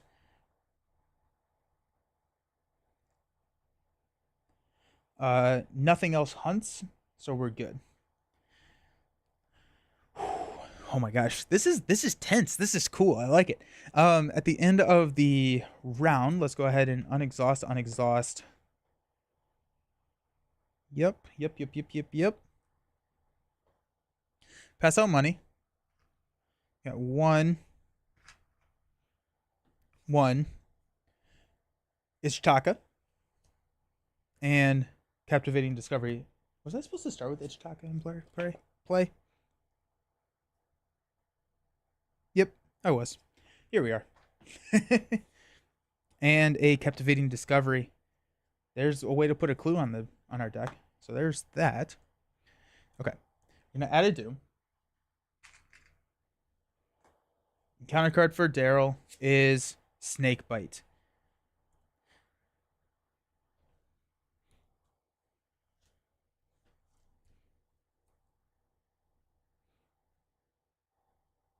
We're testing 3 to 3. We're gonna commit 3. Oh wait, we're at 4. We're at 4. Um,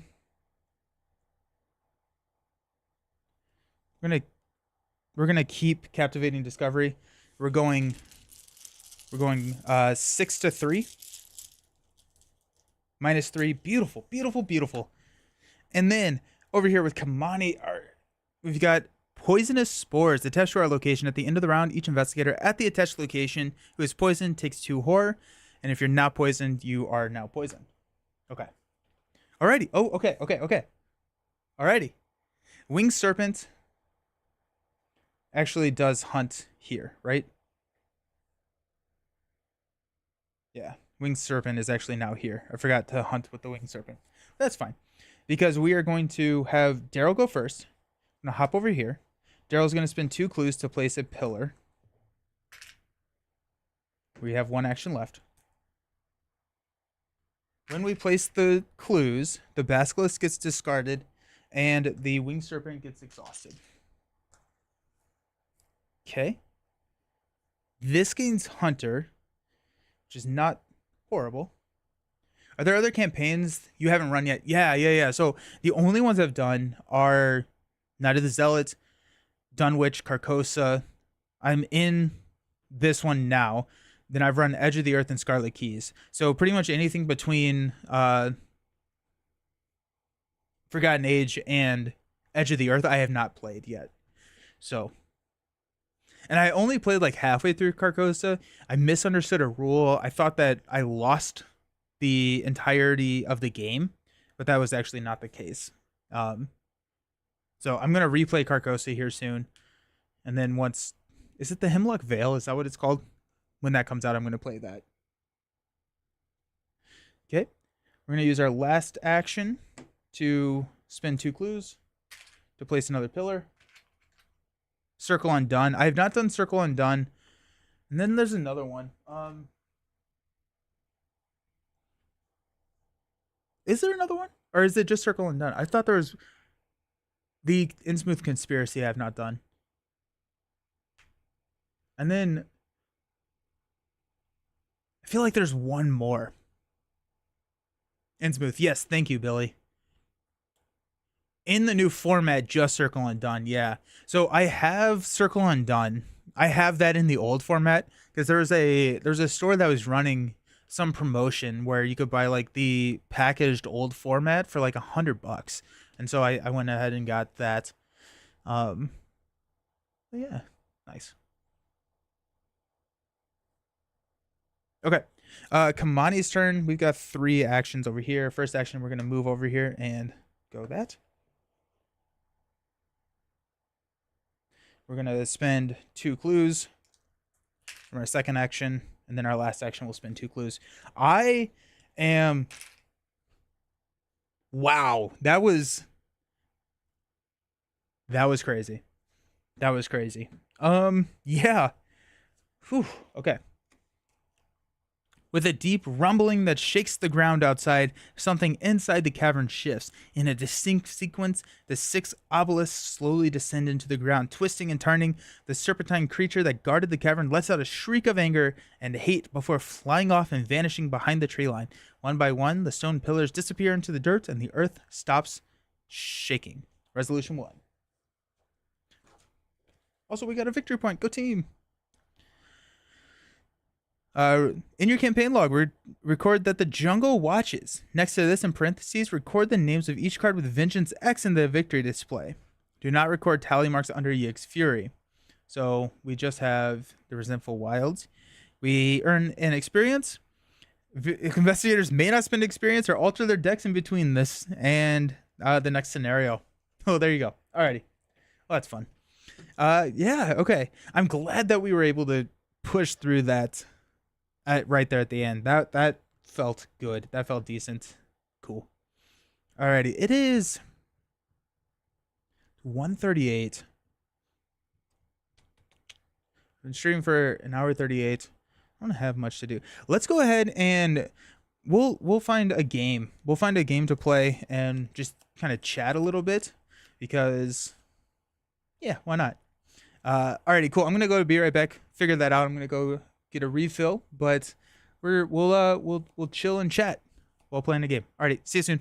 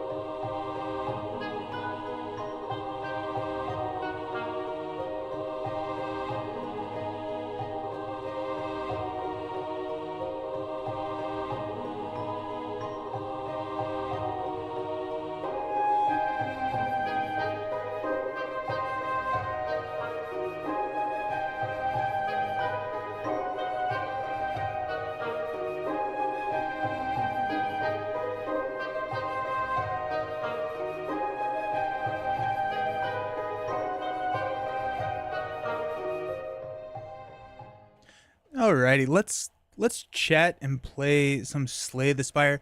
So I love Slay the Spire. We'll just do whatever the daily climb is. Start with a random deck of 50 cards. All enemies start with the slow debuff. Elite enemies are now swarming. So yeah, we talked a little bit earlier about Veil of Eternity. This is a new, it's like a drafting game tableau builder that you're able to like basically you set out two cards per player, and um based on what the icon is on that card determines what like location they go in, and that location determines um like what type of enemy they are. You then draft using like these like disc, and whenever you go around and you draft, you get to uh then you get to go and um either discard or play or take it into your hand. There's a lot of like really interesting like interactions. I was really happy with it. I like these games on Steam, tons of them. Yeah. Have you played Slay the Spider before? Slay the Spider, I have a stupid amount of time in Slay the Spire. It's probably like I don't know. It's a good bit of time in Slay the Spire. So elites are dropping. These are the elites. They're dropping better rewards. We want to hop up here. I also just broke out Astro Knights. Astro Knights is, and we just have a deck of random cards. It's gonna be wild. Yeah, Astro Knights is. Oh, okay.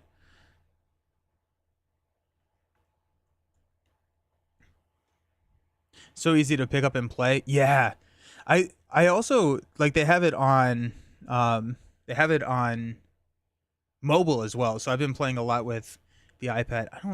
I guess we can go card draw. I've been playing a lot on the iPad, but I probably have all in close to 1,000 hours in Slay the Spire.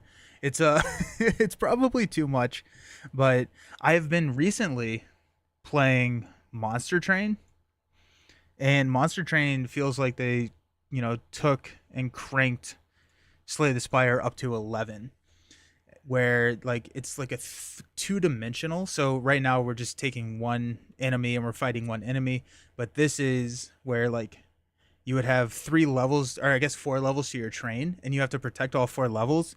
It's wild. I feel like this deck just feel like this is not going to be too big of a challenge. Having those 2 backstabs in your start, 3 backstabs will just have 33 damage off the.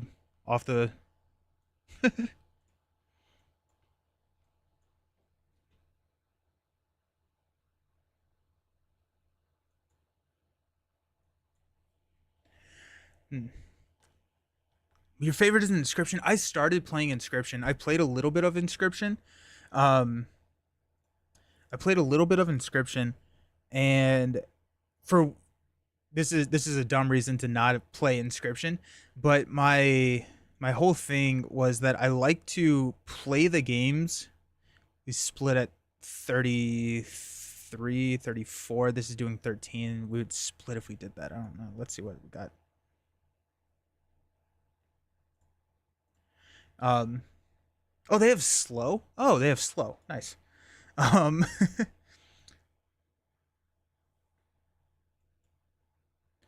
yeah. So I like to watch things when I'm playing these types of games, and so having it Inscription, you kind of need to be watching.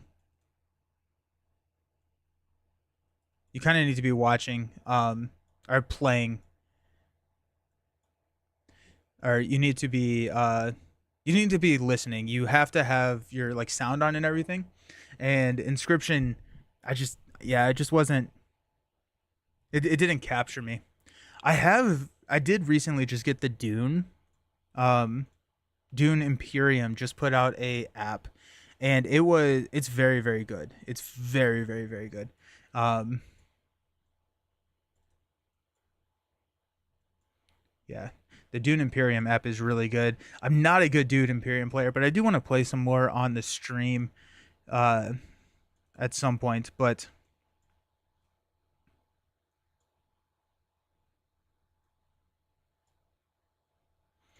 But Dune Imperium has a really really solid Steam implementation.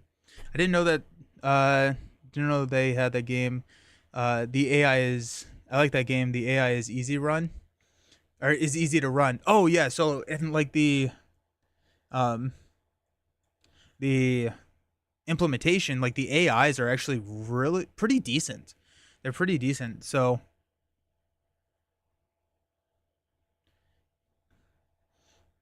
I've never played it like a true solo. I've heard the true solo is fairly good though. I think we just upgrade our masterful stabs here. Not masterful stabs, I'm sorry. The what are the innate ones? Where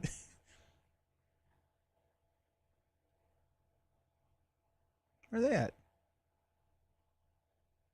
Backstabs. Yeah, no, I've not actually played the physical solo mode of Dune, but I have been enjoying um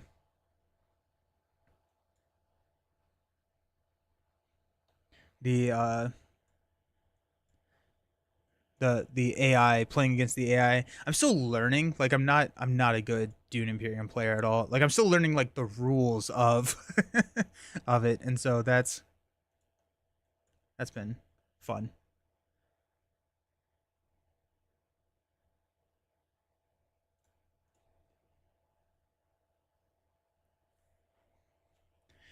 I actually haven't played a ton of solo games outside of like Marvel Champions. Outside of the LCGs, I really don't play a ton of solo games. Um funny enough.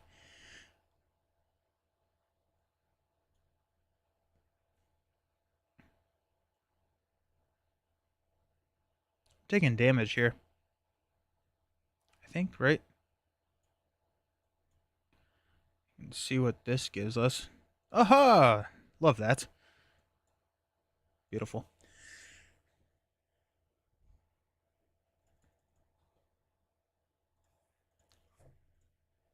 Woohoo! Prayer wheel. Nice.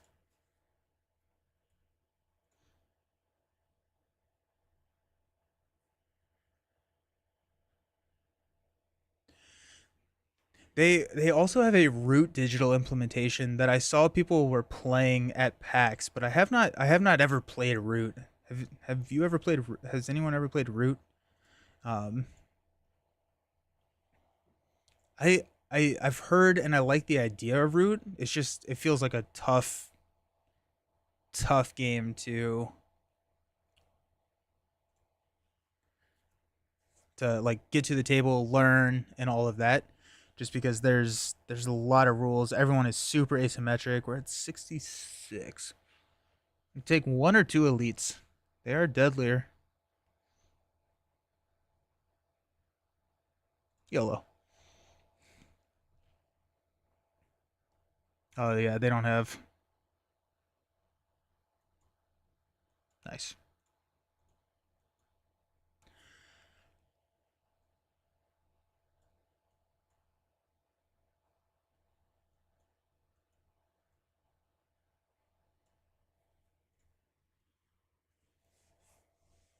Yeah, the Dune one I think is pretty new.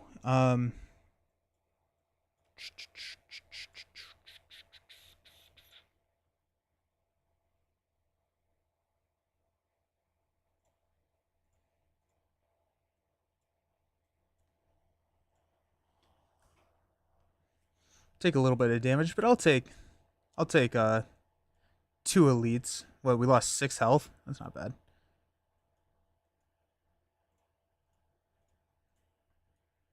I guess 6 health so far. There's a chance that we nah, we're good.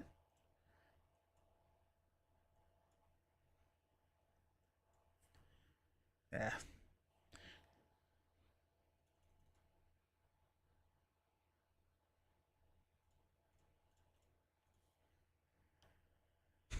Grand finale is such a fun and hard card to pull off.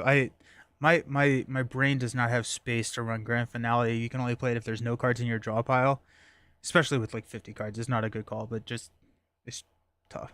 Eh, die is always fine. Whew.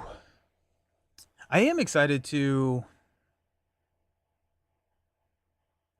become cursed. We're never drawing that card. I am excited to play Earthborn Rangers tonight. I like Earthborn Rangers a lot.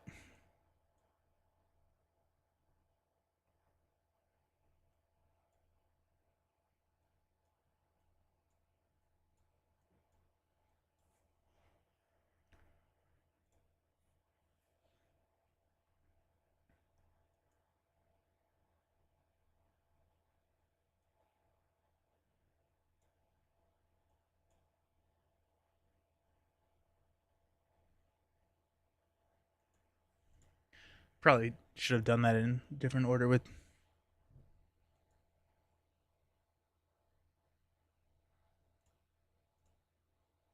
14.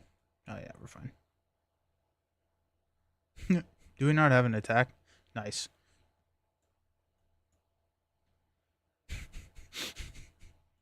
It's hilarious.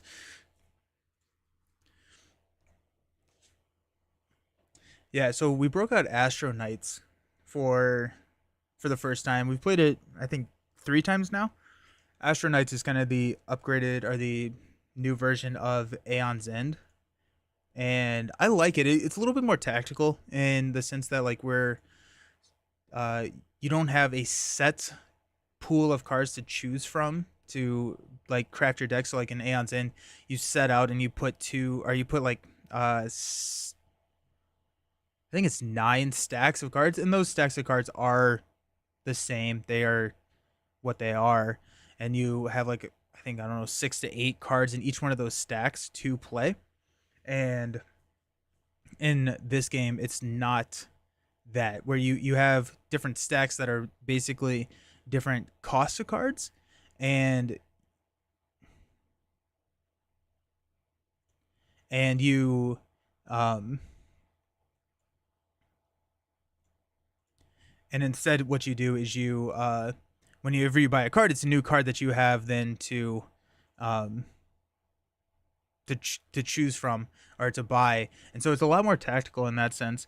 But I did not think I was going to like that, but I actually really do. We just played a version of the game. We just played a version of the game where we got to um like the enemy was discarding like a ton of cards, and we had to protect the decks, and anytime someone got exhausted or whatever, we had to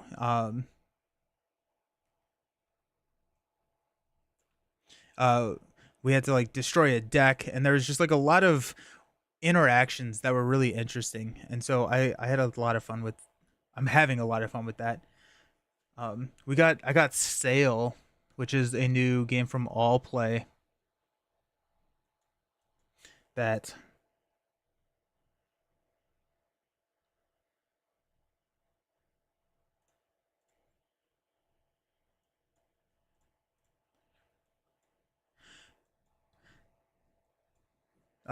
it's a cooperative trick taking game, 2 player cooperative trick taking game, which I did not think or know was possible.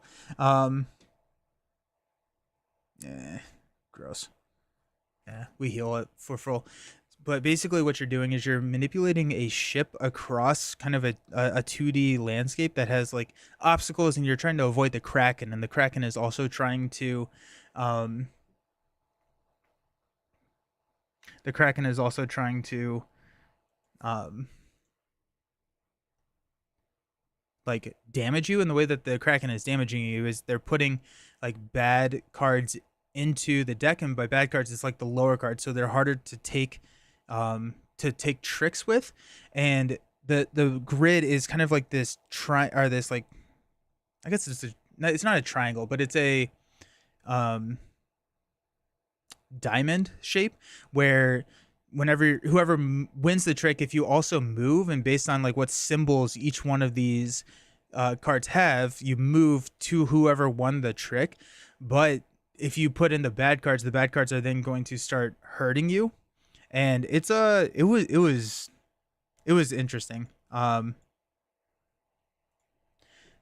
we've only played that one time. We played through the tutorial. I think that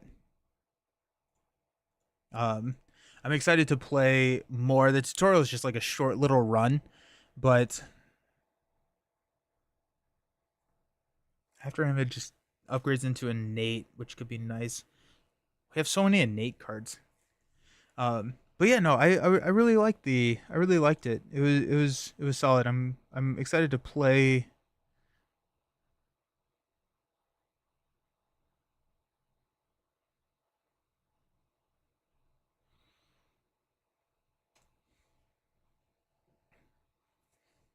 What do we not need in this deck? Choose what, three cards to transform and upgrade. What are we not running? I feel like honestly, I feel like crippling cloud or noxious fumes. The deck is fairly fast just with all the innate stuff. I don't know if we need some of this stuff that pays off over time. Um, go cloak and dagger. I like dash. Cloak and dagger. Riddle with holes is nice if you have slow. Go crippling, but we do have the Snako skull, so we're doing a lot of poison damage. Hmm. Flechettes. Go flechettes. Oh, nice. Got what? Terror. Deck is so big. Bouncing Flask. Ooh, Bouncing Flask on Snako. Whenever you apply poison, deal one additional poison. So that's 4 additional poison off of Bouncing Flask. That's nice. If we ever draw it, that's the other thing with with a deck of 50 cards. You never know if you can draw it. I think I want to hit this guy here. We have 244. We can actually hit 2 shops if we don't like what we see in the first shop. Or we can come up this way and hit this elite. I hate Act 2 elites. Act 2 elites are so mean. Aha! 99 vulnerable. Alrighty. Dodge and roll. Give them slow. Make them slow. Oh, okay. We didn't even need it. Alrighty. That works for me. I like prayer wheel. Ooh, catalyst. Why not, right? I feel like I'm a simple man. I see catalyst, I take catalyst.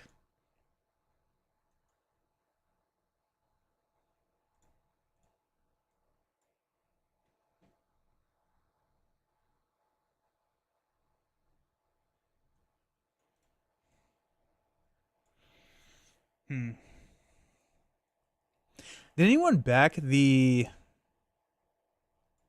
um the Slay the Spire board game that was on Kickstarter? I didn't. I didn't back this Slay the Spire. I didn't feel like it was. I felt like whenever I would want to play it, I would play Slay the Spire. So I wasn't something that I was super interested in, but I also think that there's nah. I also think that it looked interesting. It looks like they did a fairly decent job in implementing it into the implementing the roguelike system into a board game. But I'm curious what y'all thought, or if you all backed it or not. I think I want to.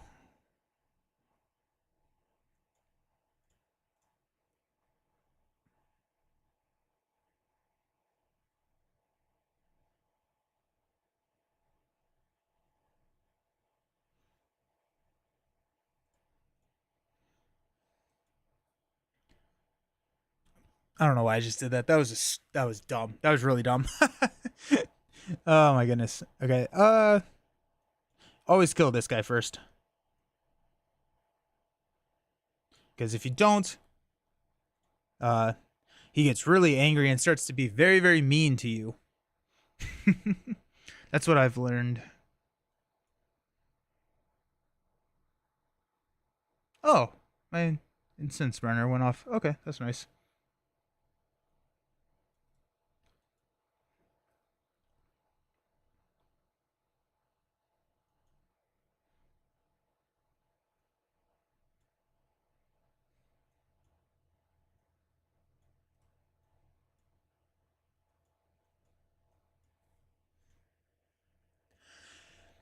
Yeah, the Slay the Spire board game. I had a YouTube channel. I really haven't been doing much with the YouTube channel recently.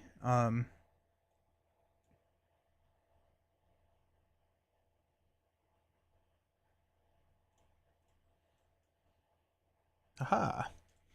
But yeah, the Slay the Spire board game, or the Slay the Spire board game. I want to play it. Like I feel like that's the type of game that I want to have a friend who has.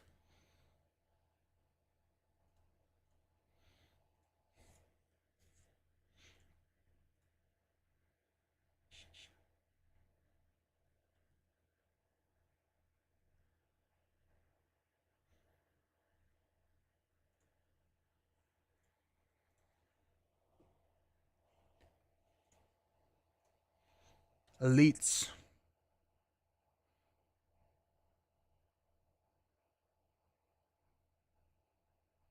I hate this stupid book of stabbing.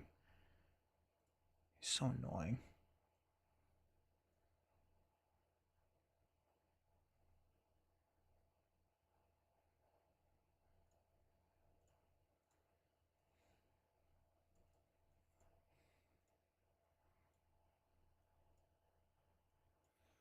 I guess Book of Stabbing isn't too bad if you have a 50 card deck, because all the wounds go into your discard pile. You'll never see them. Hey, sweet Alchemize. Ah, that was dumb. I should have played Alchemize later. That's on me. Oops.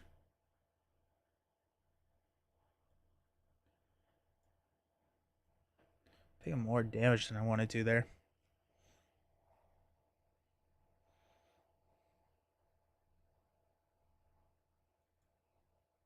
Hilarious. No attack cards. Nice. Alrighty, next turn. Let's let Poison deal with them.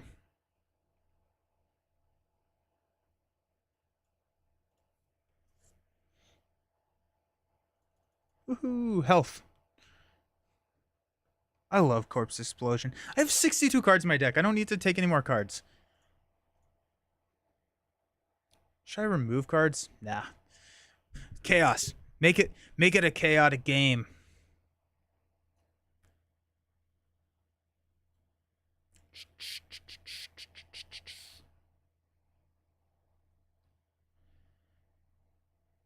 We could probably get that fungi beast to be lethal on a backstab. Can we? Let's try it. Why not, right? 18. I want to hit the bouncing flask. 19. 21. No, we're not going to be able to. So I think I'd rather. Oh, interesting. Alrighty. Do that. We can bouncing flask this guy. Slay the Spire. Actual best. Hey, Giant Lasagna, how's it going? Slay the Spire is stupid good. It's so good. Yeah, yeah, we finished up our Arkham game, and we're just going through the daily run, which is start with 50 cards, slow, and elites are dropping better stuff. And then I picked up Prayer Wheel like as my fourth relic, and so I'm having a really hard time not just taking 62 cards, which is just ridiculous. Why not? We'll take another bouncing flask. It's more fun this way. Oh, we got a finisher. Let's go. I'm discussing Defect main, but all the classes are fun. I love Defect. I like Defect a lot. Yeah, no, Defect is very, very solid. Not gonna. I want taking. Play the top three. Chaos. Let's go. Beautiful. Hey, how did the Arkham game go? Arkham went well. Yeah, we were able to. Honestly, we pulled it out really, really, really tight there at the end. I thought we were gonna have to play through it again. We were playing like the Heart of the Elders, where we had to, like get the 6 pillar tokens, and until you get the 6 pillar tokens, you have to continue to play that same scenario. And I really did think that we were going to. I really thought that we were going to have to replay it, but we were fortunate enough to not need to. I mean, it was like the perfect situation came through, and we were able to figure it all out. But it was close. It was close. I love my orbs. Giant. Yeah. No. Ooh, dead branch. Yeah. I don't need any. Bullet time's always fun. No. Yeah. I like defect a lot. I think defect is the most fun class. I think I would, if I had to choose a class to play for the rest of the my life, it would probably be defect. I don't like. I didn't realize I had eternal feather. I don't like Watcher. Watcher's the only one I haven't completed the Ascension 20 heart kill on. I actually haven't even made it past, I think, Ascension 16 with Watcher. I don't know. Watcher's too much math. Next one, I'll have to watch it later. Yeah, I'll drop it on the I'll drop it on YouTube probably in the next couple days or so. Do we just start? I feel like I have the power to actually make this fairly decent. What do we want to get rid of? Riddle with holes is nice. We'll get rid of. I like setup. The problem is I like all these cards. Watcher can be rough without a good amount of form changing cards. Yeah, I mean, like I've had fun runs with Watcher where, like, I got the whatever the achievement is, like win a run with like less than 5 cards in your deck. Like I like that was fun. I don't care about 3 max HP. Fine, just minus 3 cards in our deck and 3 floors. It's not too bad.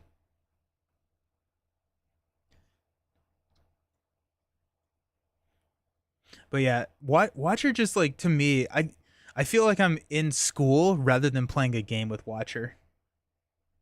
If that makes any sense.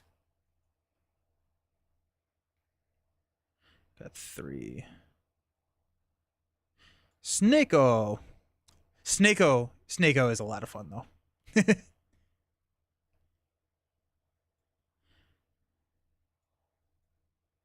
Oh, nice.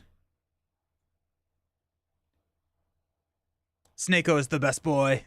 Do you have a VR? I don't have a VR. Now, I would like a VR. I think that seems really cool, and I feel like like all of the like VR implementations and everything have gotten really interesting. Like, honestly, I'm not even the biggest like basketball fan, but I think that one of the coolest implementations of VR. Ugh, it, I like Snako. I like Snako the Relic more because I get more card draw. This happens and I'm very sad. Do I care about health? Probably not. Yeah. No, but yeah, I think the coolest implementation of VR that I've seen is like sitting courtside on like some of the um like basketball games. I just think that's such a cool like way to use VR. You have one and you play this game called Gorilla Tag. What is Gorilla Tag? Is it like an actual like tag? You're like a monkey and you have to swing your arms and play him. Oh, that sounds cool. I've the only actually this is kind of funny. The only time I've ever used VR. Ooh, I love an upgraded calculated gamble. The only time I've ever used VR, any implementation of VR whatsoever, was, oh my gosh, look at, oh, how close am I to 10 attacks?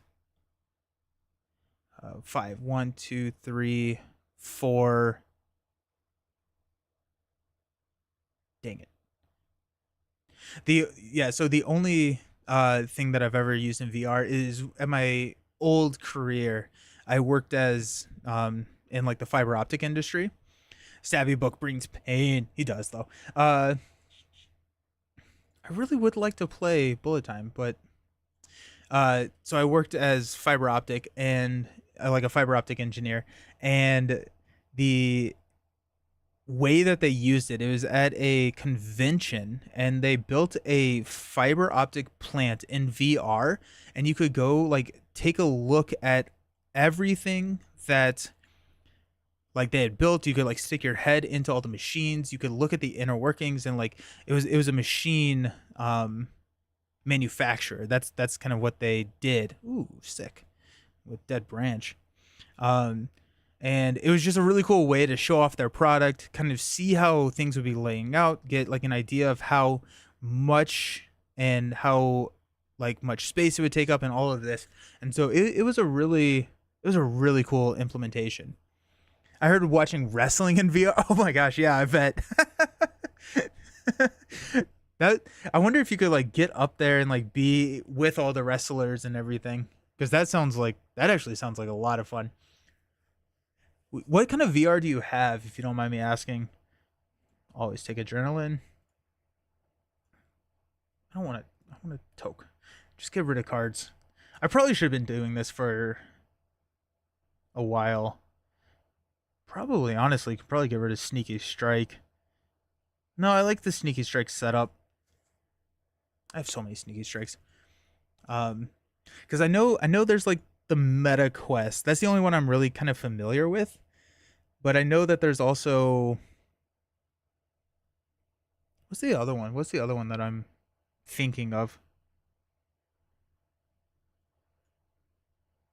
Aha. I kind of like this dead branch. Oh, let's go in Venom. Nice. Now every single time I'm playing a card, I'm getting dealing poison and getting block.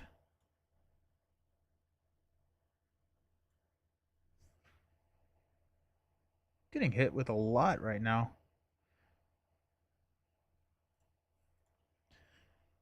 Stabby book brings pain. It does though.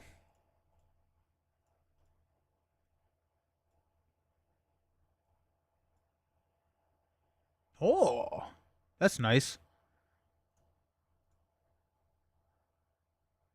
Ooh. Ooh. I want to play Bane. You was born into that. I have the first PSVR and I didn't like the wiring for it. It just felt like a way for them to sell the rest of their Move controllers. Gotcha. I'm not familiar with the PSVR, what that is.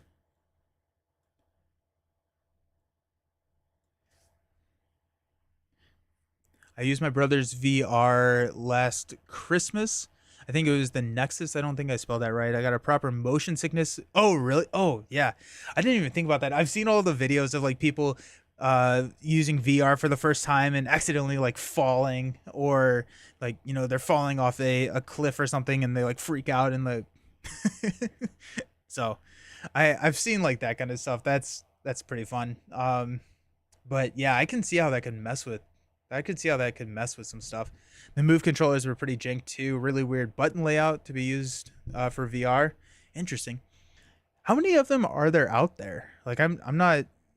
I don't know a ton of things that like of VR, but like how many of them? How many like different sets of them out there? And is it like a?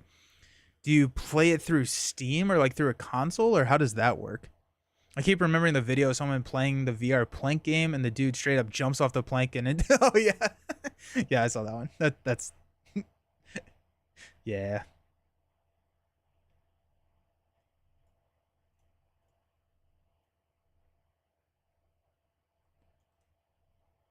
I want to play Bouncing Flask. We'll see what happens. Fine, whatever. Stabby, stabby. Is that? Is that? Nah.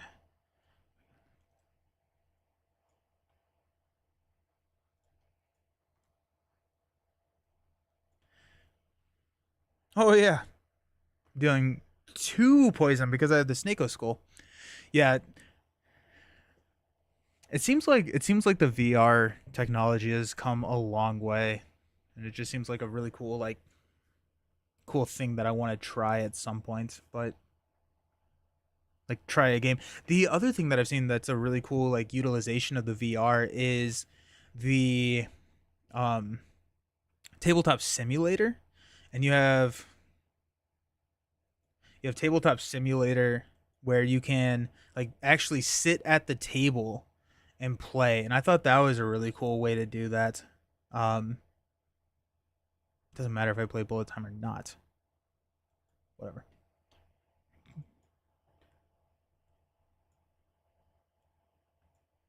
So close to lethal. Oh, I should not have played Bullet Time because I didn't think about drawing off of ink bottle. With my brother's set, it actually played through the VR set itself, but it could be mirrored onto the TV so people could see what you're seeing. That makes sense. Yeah, I've seen people like sit around and watch, and that makes a lot of sense. Hmm. Ooh, do we go Snakeo here? uh, I mean, I feel like Snakeo's the fun play. We have a lot of yeah. Why not? Why right? So randomize cost and draw 2 cards. I like it. I do have orange pellets, so that's actually anti synergy was no it's not. Not necessarily. You still get that +2 card draw. So that's actually not too bad. Skipping Wraith form at D20. Skipping Wraith form. Yeah, I probably yeah. But it's like yeah. Honestly, Wraith form in this deck would have been fine and really good. Oh, that's probably not great. Time Eater.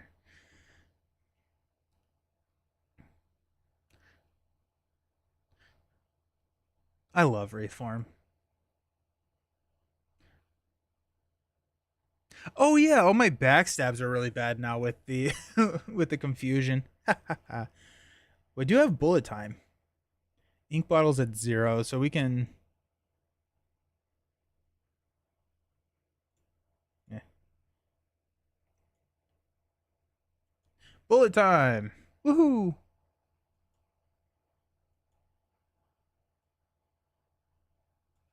61 card deck. And I've been removing a ton of cards too.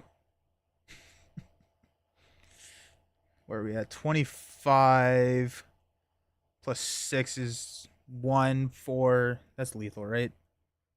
Yeah. Hey, another bullet time. Oh, that was dumb. I don't know what I'm doing.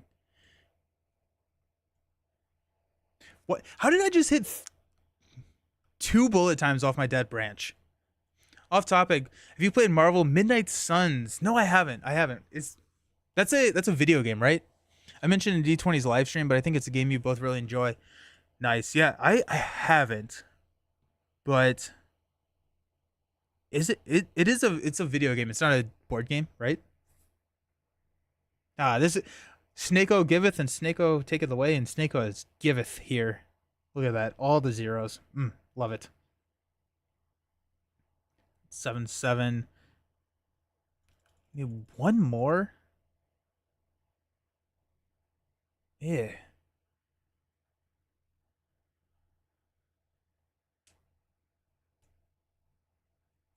Go here, throw that on the top. Then an attack gets rid of confuse.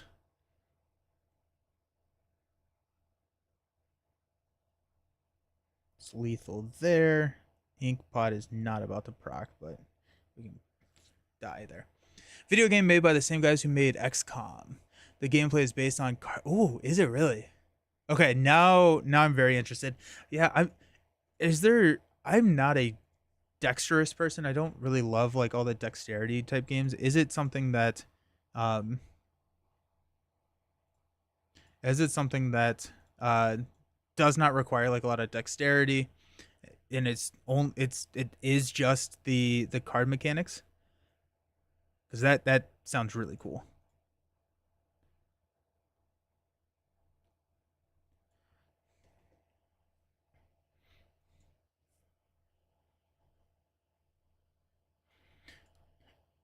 It's not similar to Snap, is it?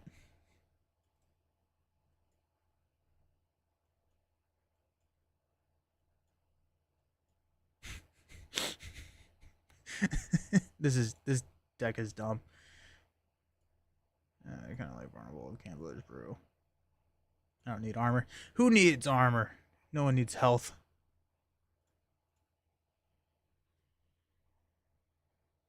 Where am I going? Good this round. Just take on 4 elites. That seems safe, right? We got one. We can hit 3 elites going this way, and we can hit this. Oh yeah, we need to hit a shop. We're at 321 gold. Not much, very much dexterity at all. You can take as much time as you need to choose your actions. Okay, no, let me write that down because I'm all for more card games. Is it a Campaign. Like what type of game is it? The social system is fun too. You spend time with the heroes and build relate. Oh, okay. That's cool. That is really cool. Huh. I don't want to discard a card.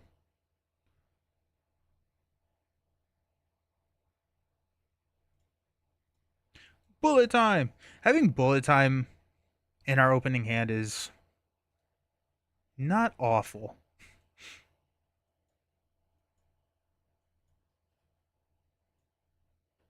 That was dumb. I should not have done that.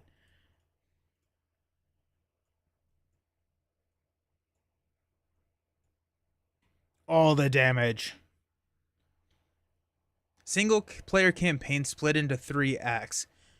How long is the campaign? Is it a roguelike system similar to like Slay the Spire, like what we're playing right now? Or is it more like it's going to take 60 hours to finish the campaign or whatever? However long it takes. That was kind of just a guess. I guess I don't have a great understanding of how long a normal video game takes. I don't play a lot of video games. Oh, oops. I don't need a block potion. Don't need shiv stuff.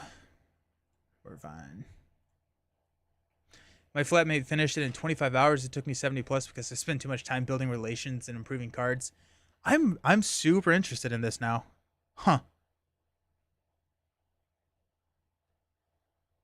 Interesting.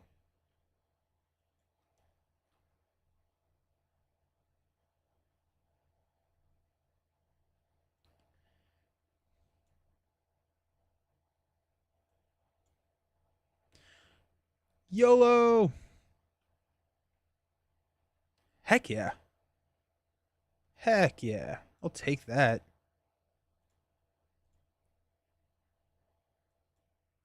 Three cost prepared. What's the worst that could happen, right? Oh my gosh, but calculated gambled into a bullet time hand? Let's go. I'll take that. I don't know if I actually want to. I can dodge and I can set up a dodge and roll. No one has any poison. Discard catalyst. Oh, I orange pelleted my way around bullet time. I don't think I've ever done that before. It's honestly really good. The only thing is videos for it can seem cringe because out of context the dialogue can seem bad. I'm fine with that. That I don't think would bother me at all. Why not? Okay. No, Midnight Suns. But you're actually playing, it's an endearing quality. Okay. I'll have to check that out. And nice. Alrighty.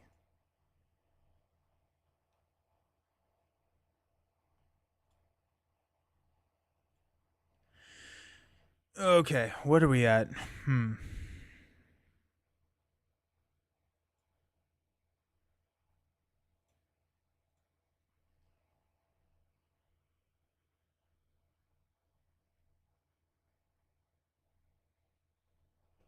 Yeah.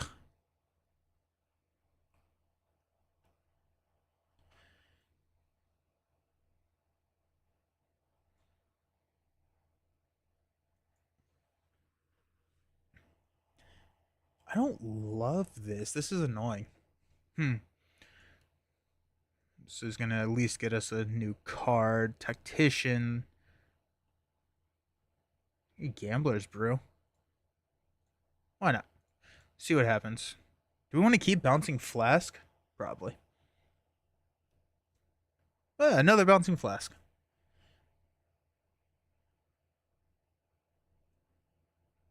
That's 16 damage on our dash. Oh, we don't have to play dash because we're full block. If we can just kill one of them. Let's see what happens. We're gonna hit this middle one a stupid amount of times. We got 8 poison. We need one more to kill that guy.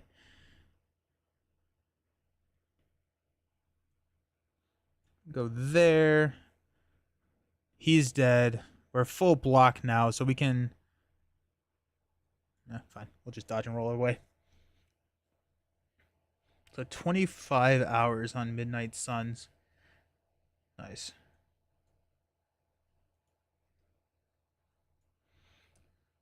Quick, spam all the zero cost cards.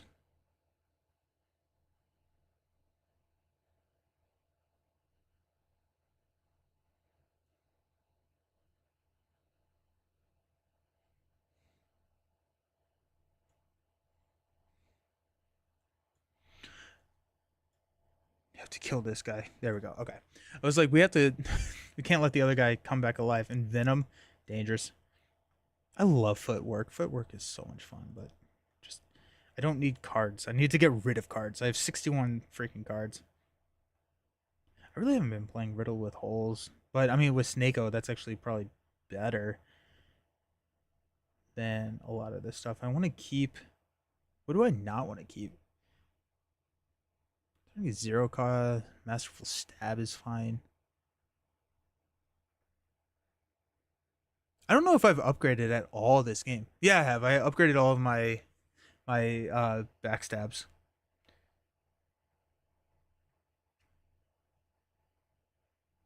We're gonna keep it. We're gonna go. We're gonna upgrade something. What, prepared? Don't need to upgrade tactician. I don't think. An upgrade acrobatics. Card draw is always good. Drawing cards in a card game is good. Okay, so we've got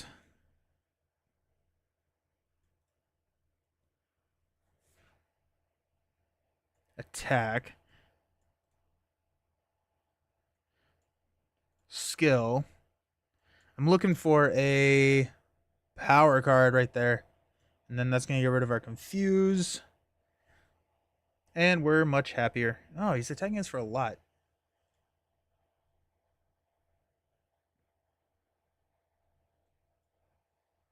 Ha, adrenaline.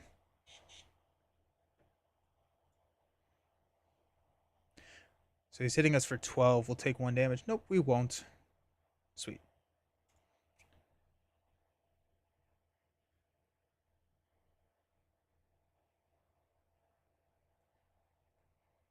Of course we draw a catalyst when we haven't applied any poison. We have a couple of ways to apply poison in the deck. There we go.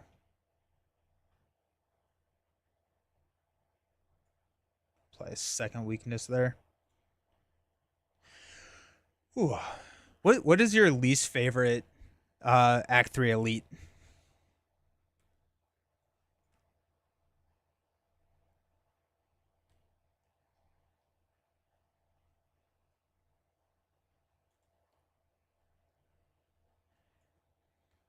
I feel like the easiest one is the big head. I feel like he's not. Ah, that was dumb. What it? Okay, I can hit. That was dumb. Should have sneaky striked. Ugh. Calculated gamble. Get out of the situation that we're in. Let's go. What's the worst that could happen? Alrighty. Acrobatics to toss the tactician.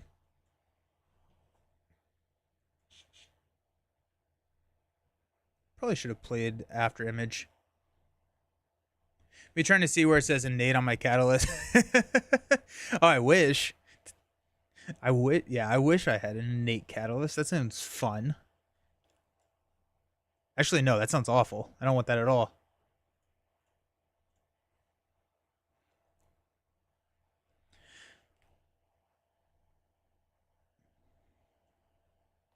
Yeah, we're just gonna apply all. Oh, corpse explosion. Got alchemize.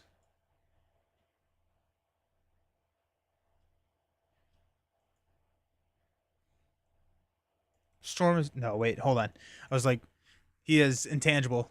We can't actually hurt him. Okay, we don't need this masterful stab in our life. It's 22 poison. Where is our catalyst? It's buried, isn't? Oh yeah, because we have stupid high. Let's see what the dead branch brings us.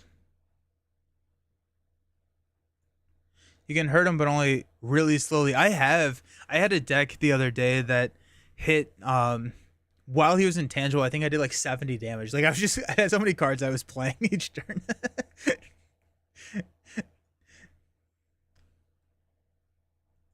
Fine. But yeah. Hey, Canadian mustache. How you doing? Slay the Spire is great. I love Slay the Spire.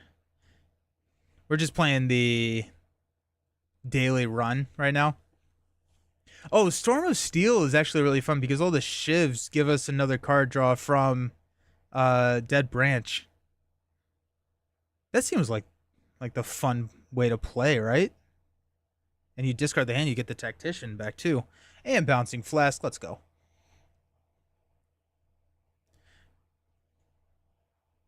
Burst. Noxious Fumes. Concentrate. Oh.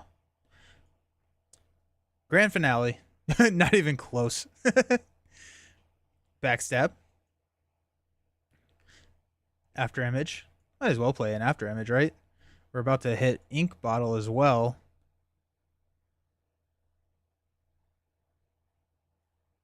We get Burst to Burst. Grand Finale. We just have to. Our luck, what would happen is that we would deplete this deck to 0 to hit Grand Finale, but he'd be intangible. I need to play it more. I played a lot a year or so ago, and I just fell off from it. It's a game that I come and go with it. I really like it.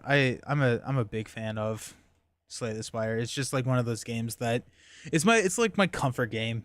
Like I play it whenever I'm like on a plane or anything like that. I feel like that's when I, get a lot of utilization out of Slay the Spire. I'm looking for Catalyst. I probably could have found a way to not need to look for Catalyst, but oh yeah, we're fine.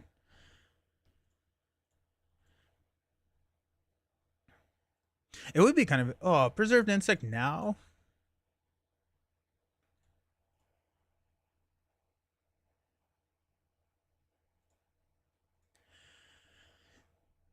Stone Calendar.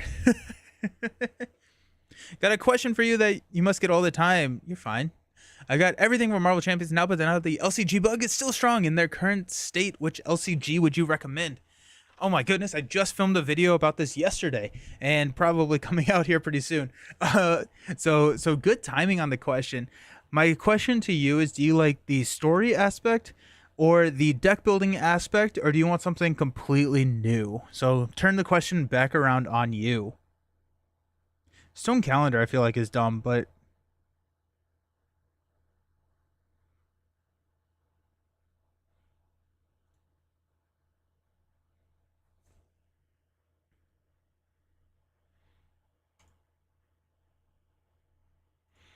let's just go with all the cards, right?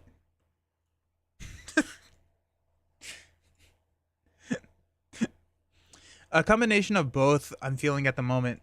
Okay, so I would say I personally prefer Bag of Marvels. We can strip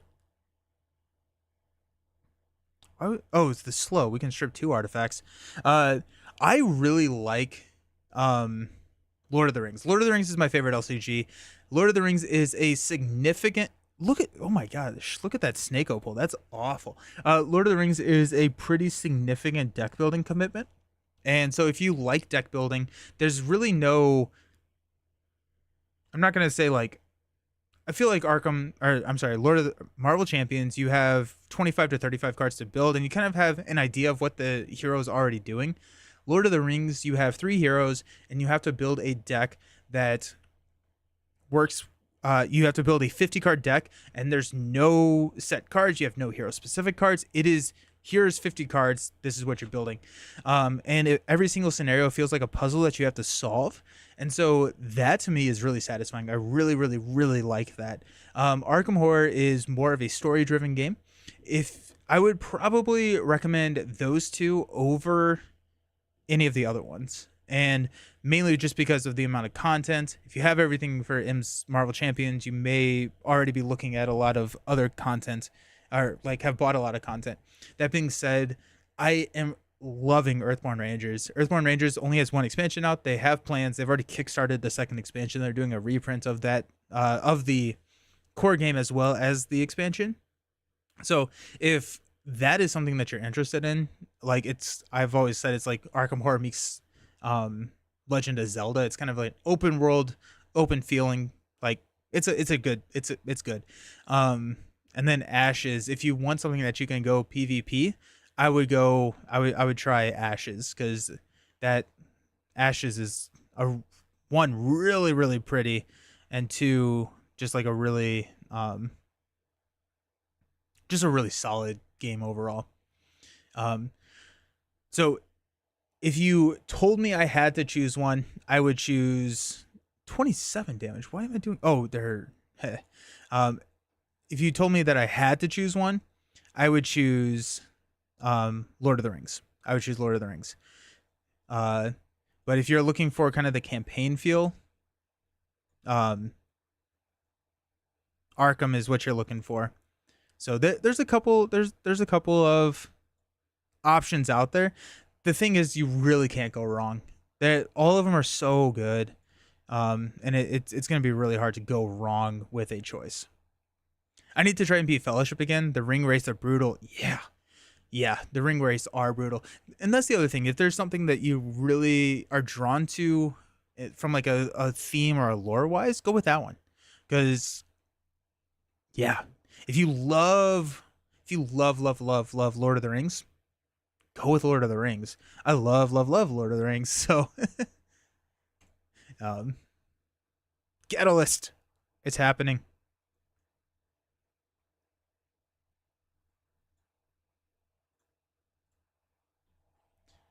But yeah, they're all really solid. I'm I haven't orange pellets yet. I just need a power card, right? Yeah, I haven't played any powers.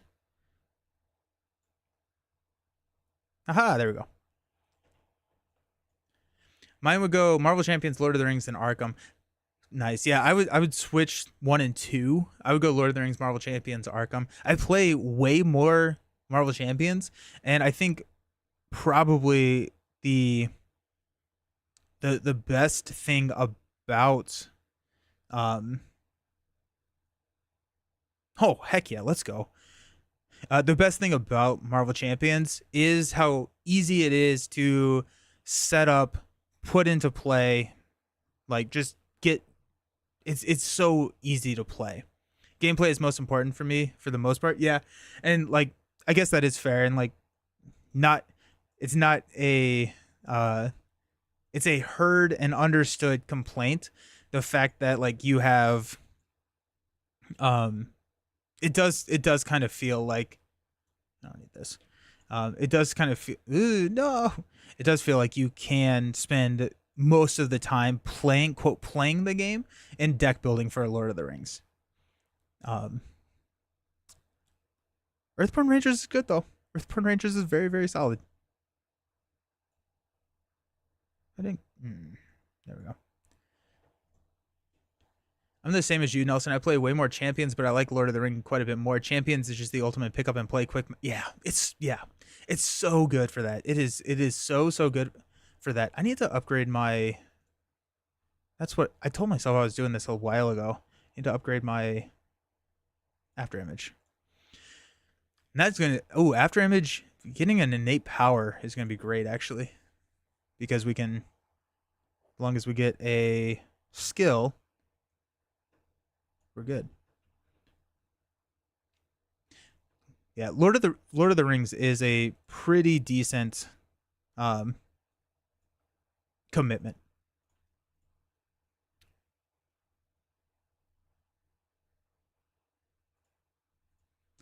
Magic Moose Moo, do you know where I can buy play kits for Marvel Champions? Saw D20 doing giveaways for some of the cards. You cannot buy them. Unfortunately, you can only get them from like organized play events or giveaways. I am actually, if you hang around, there's gonna be a video, I think sometime this weekend, that's gonna announce the giveaway for my channel. And so I'm doing them a little bit differently than D20 is, but I'm going to be doing a giveaway as well. eBay is a way that you can buy them. They're going to be really expensive. Unfortunately, it's just, yeah, it's going to be expensive. If you go the eBay route, which is too bad, but that is a way that you can get it. But yeah, I guess eBay would be the best way to do it.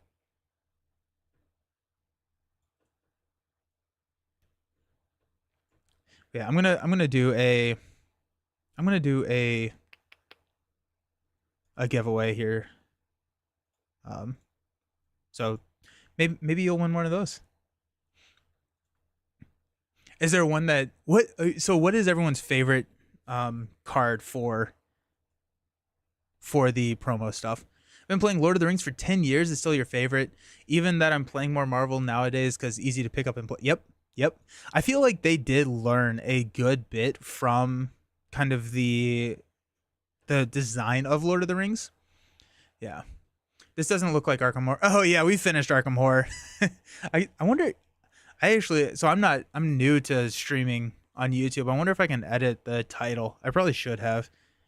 Um, um, but yeah, no, this is not Arkham Horror. We finished up Arkham Horror, but we finished Arkham Horror fairly quickly, so I figured I'd try some of this stuff. I really want Angel. I think Angel is my favorite.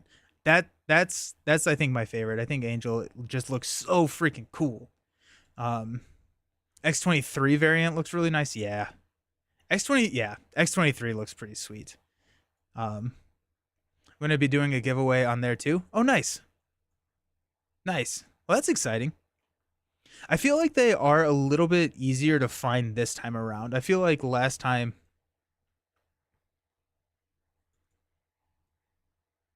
it's 15, that's 19.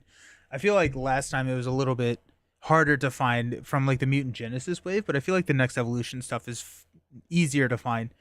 And so I'm excited that there's a lot of it sounds like there is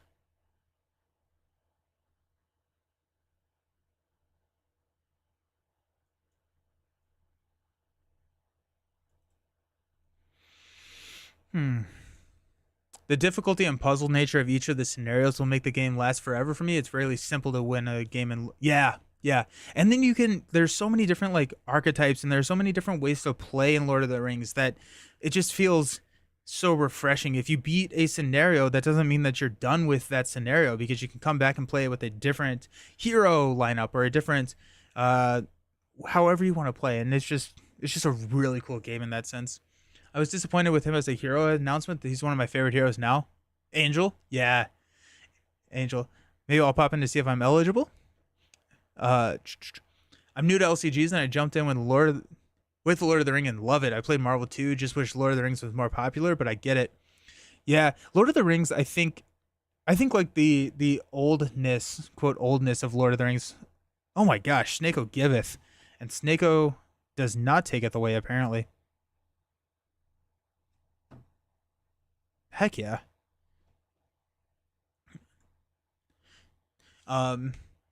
Yeah, Lord of the Rings is so good. Marvel is so popular. I'm not 100% sure why Marvel is so popular. Maybe like they hit it right when the MCU was super big. And so I'm thinking that like maybe that release plus the MCU was a big reason why. It's a heck of a hand.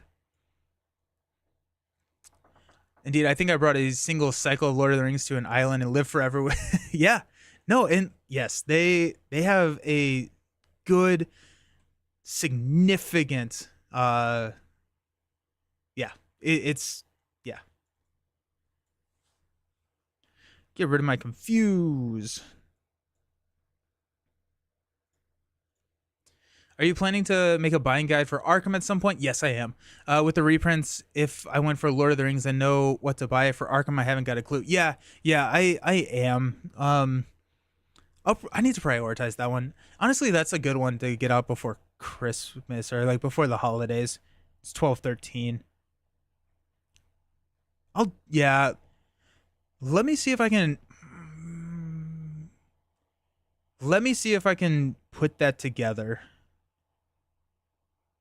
Let me see if I can put that together um, sooner rather than later. The night, well, yeah, I think Arkham. I'm trying to think. I think out of all of them, I think Lord of the Rings probably has the weakest core set, but I think the biggest bump in how much I enjoy games goes from like Arkham to Lord, or goes from Arkham. So like the my enjoyment of Arkham's core set is not as much as the Dunwich Legacy. It would be good for your Christmas list. Alrighty, nice, nice. Okay. Oh yeah, let me. That's a good one to put out. I just put out. Or I just filmed yesterday. I have all my videos on my wall over here. I just filmed yesterday my like buying guide, or not the buying guide, but the which LCG is right for you. Been wanting to do a video on that for a while. So I just finished that, or I guess not finished because uh I have to. I'm doing B-roll and everything for that one. It's gonna be fancy. Um, but yeah, I'll try and prioritize that and get that out because that is a really good one for to get done before Christmas. Um, yeah. That was what a wild. That was wild. That interaction right there was wild. Now this does 34. Woohoo! I loved the Minds of Moria expansion. I just had Khazad-dûm. I just had PTSD with a certain treachery with discards the character you control. Oh my! Oh, the pit is that the pit, dude. I freaking love that game. It's such a good game. Now I want to go. Do I have an? Am I gonna have enough? I could count. Nah, dang it. Okay, fine, whatever.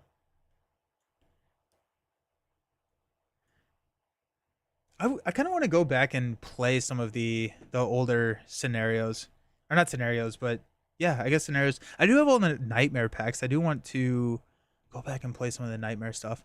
Lord of the Ring core is not very good. That's all you own. It does have some good player cards though. And once you get more content, it's nice to return to the final. Oh, yeah, that final scenario is mean. This guy has spikes, which means that whenever I hit him, he hits me back. Um, Nightmare Pitfall. Discard all. Wait, is it really? No way. No way. It can't be. It can't be.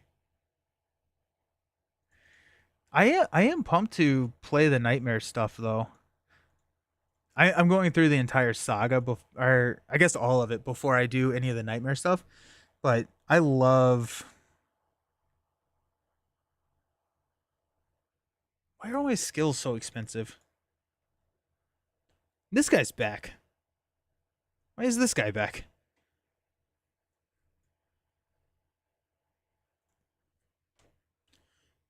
No, now I have to Google it. Dude, that would be wild if that was the case. It'd be hilarious.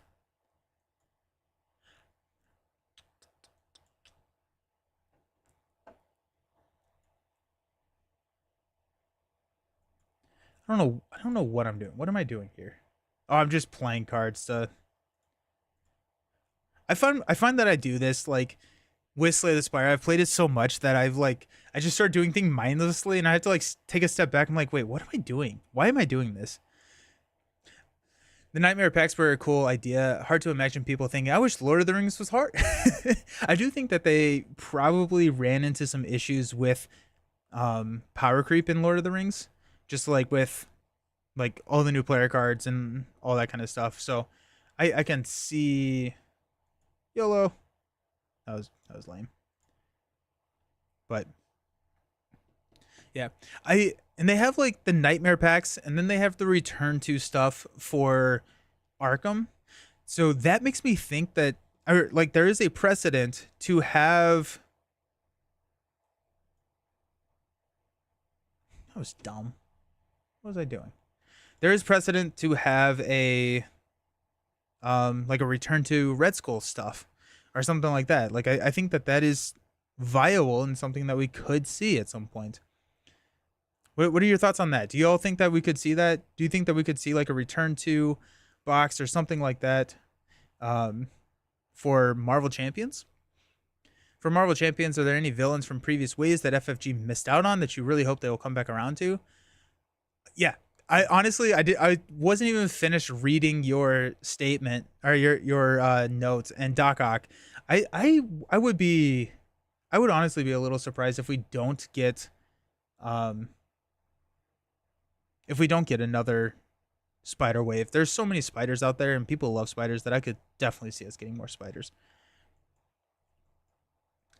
I'm not a huge fan of Nightmare. I always decided to put money into the next cycle instead of buying the same thing but harder. Totally fair. Totally fair. Yeah. I went out and I bought him right when what was it, Game Nerds did like their restock.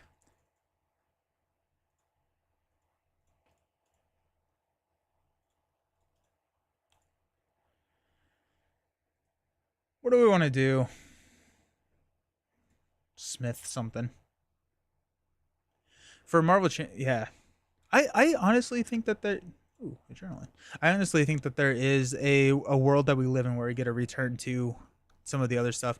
I wish there will be 100% something that they release which modifies old content once the game lifespan is over. It might be a completely original idea to how to do that though. I feel like there'd be a lot of money left on the table if they didn't do another. Yeah, yeah. They need. Yeah, no. Another spider wave would be incredible. I would love another spider wave. Um,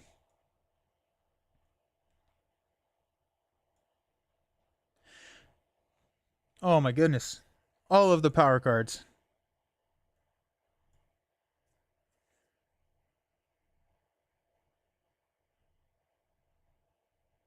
6 cards. I think the Nightmare and Return to boxes are the ideal for people who play only that game, but for me who plays 3 LCGs, I'm not sure it adds much to the caught. That's fair. That's fair. Yeah. No, I can see that. I can see that. The my no draw is worn off. I don't want to play that. Um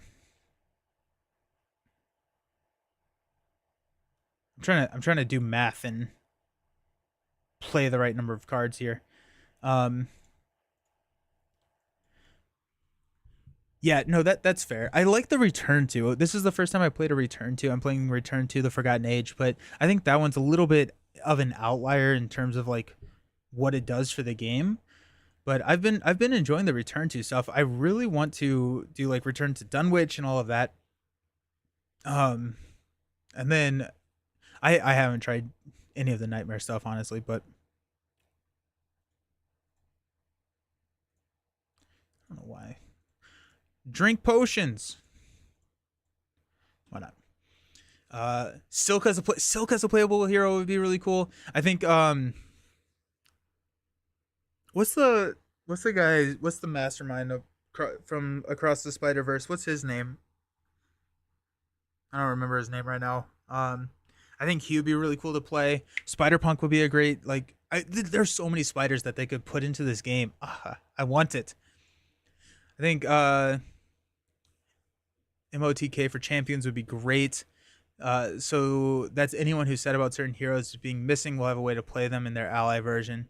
MOTK. What? Why am I? What am I missing? I'm missing something for MOTK. What is MOTK? MOTK. Mysteries of the Kingdom. Hey, good afternoon, good evening. How's it going? Messenger of the King. Oh, is that one of the contracts from Lord of the Rings? I've heard that Forgotten Age was harder by itself. The return, no, the return makes it a little bit easier. So that's what I was saying. The return kind of breaks the mold for it. Return makes it a little bit easier. From Lord of the Rings, it allows you to use any ally card as a hero. That's sick. That's so cool. That's so freaking cool.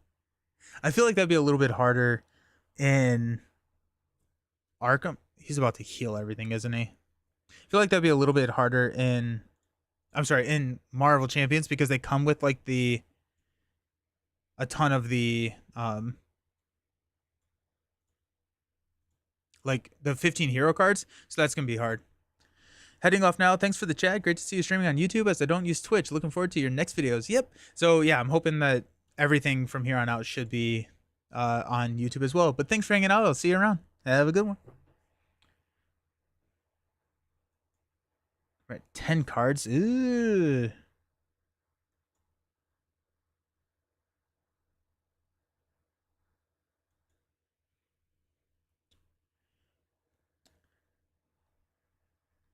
Yeah, the balancing would be harder. The contract would definitely need some additional details on how to navigate. Yeah. Let me play as Beast so I can consistently have to. Oh, that'd be sick. Yeah. I am here for that.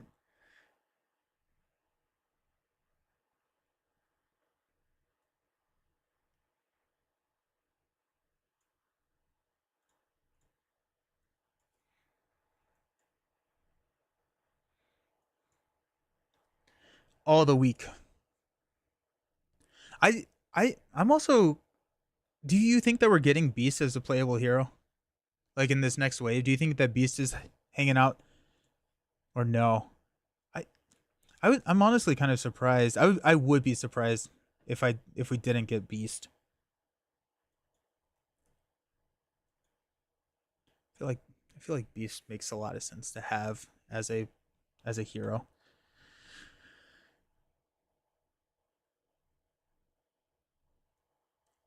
Just like randomly playing cards. We're at 9 again. At least we have intangible here. Go spikes, deal some damage.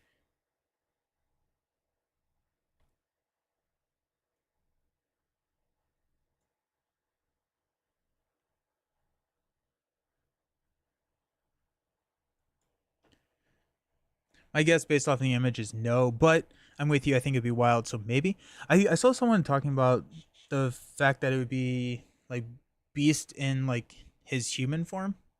Um and like kind of that plays off of maybe the Age of Apocalypse thing and all of that. So maybe. it would be wild. I do think that it would be wild if we didn't get Beast. Because Beast is so iconic. Wee! All of the cards. I need to be careful here, actually. Got 2 more card plays. At least do a 1 shiv. Tool of the trade.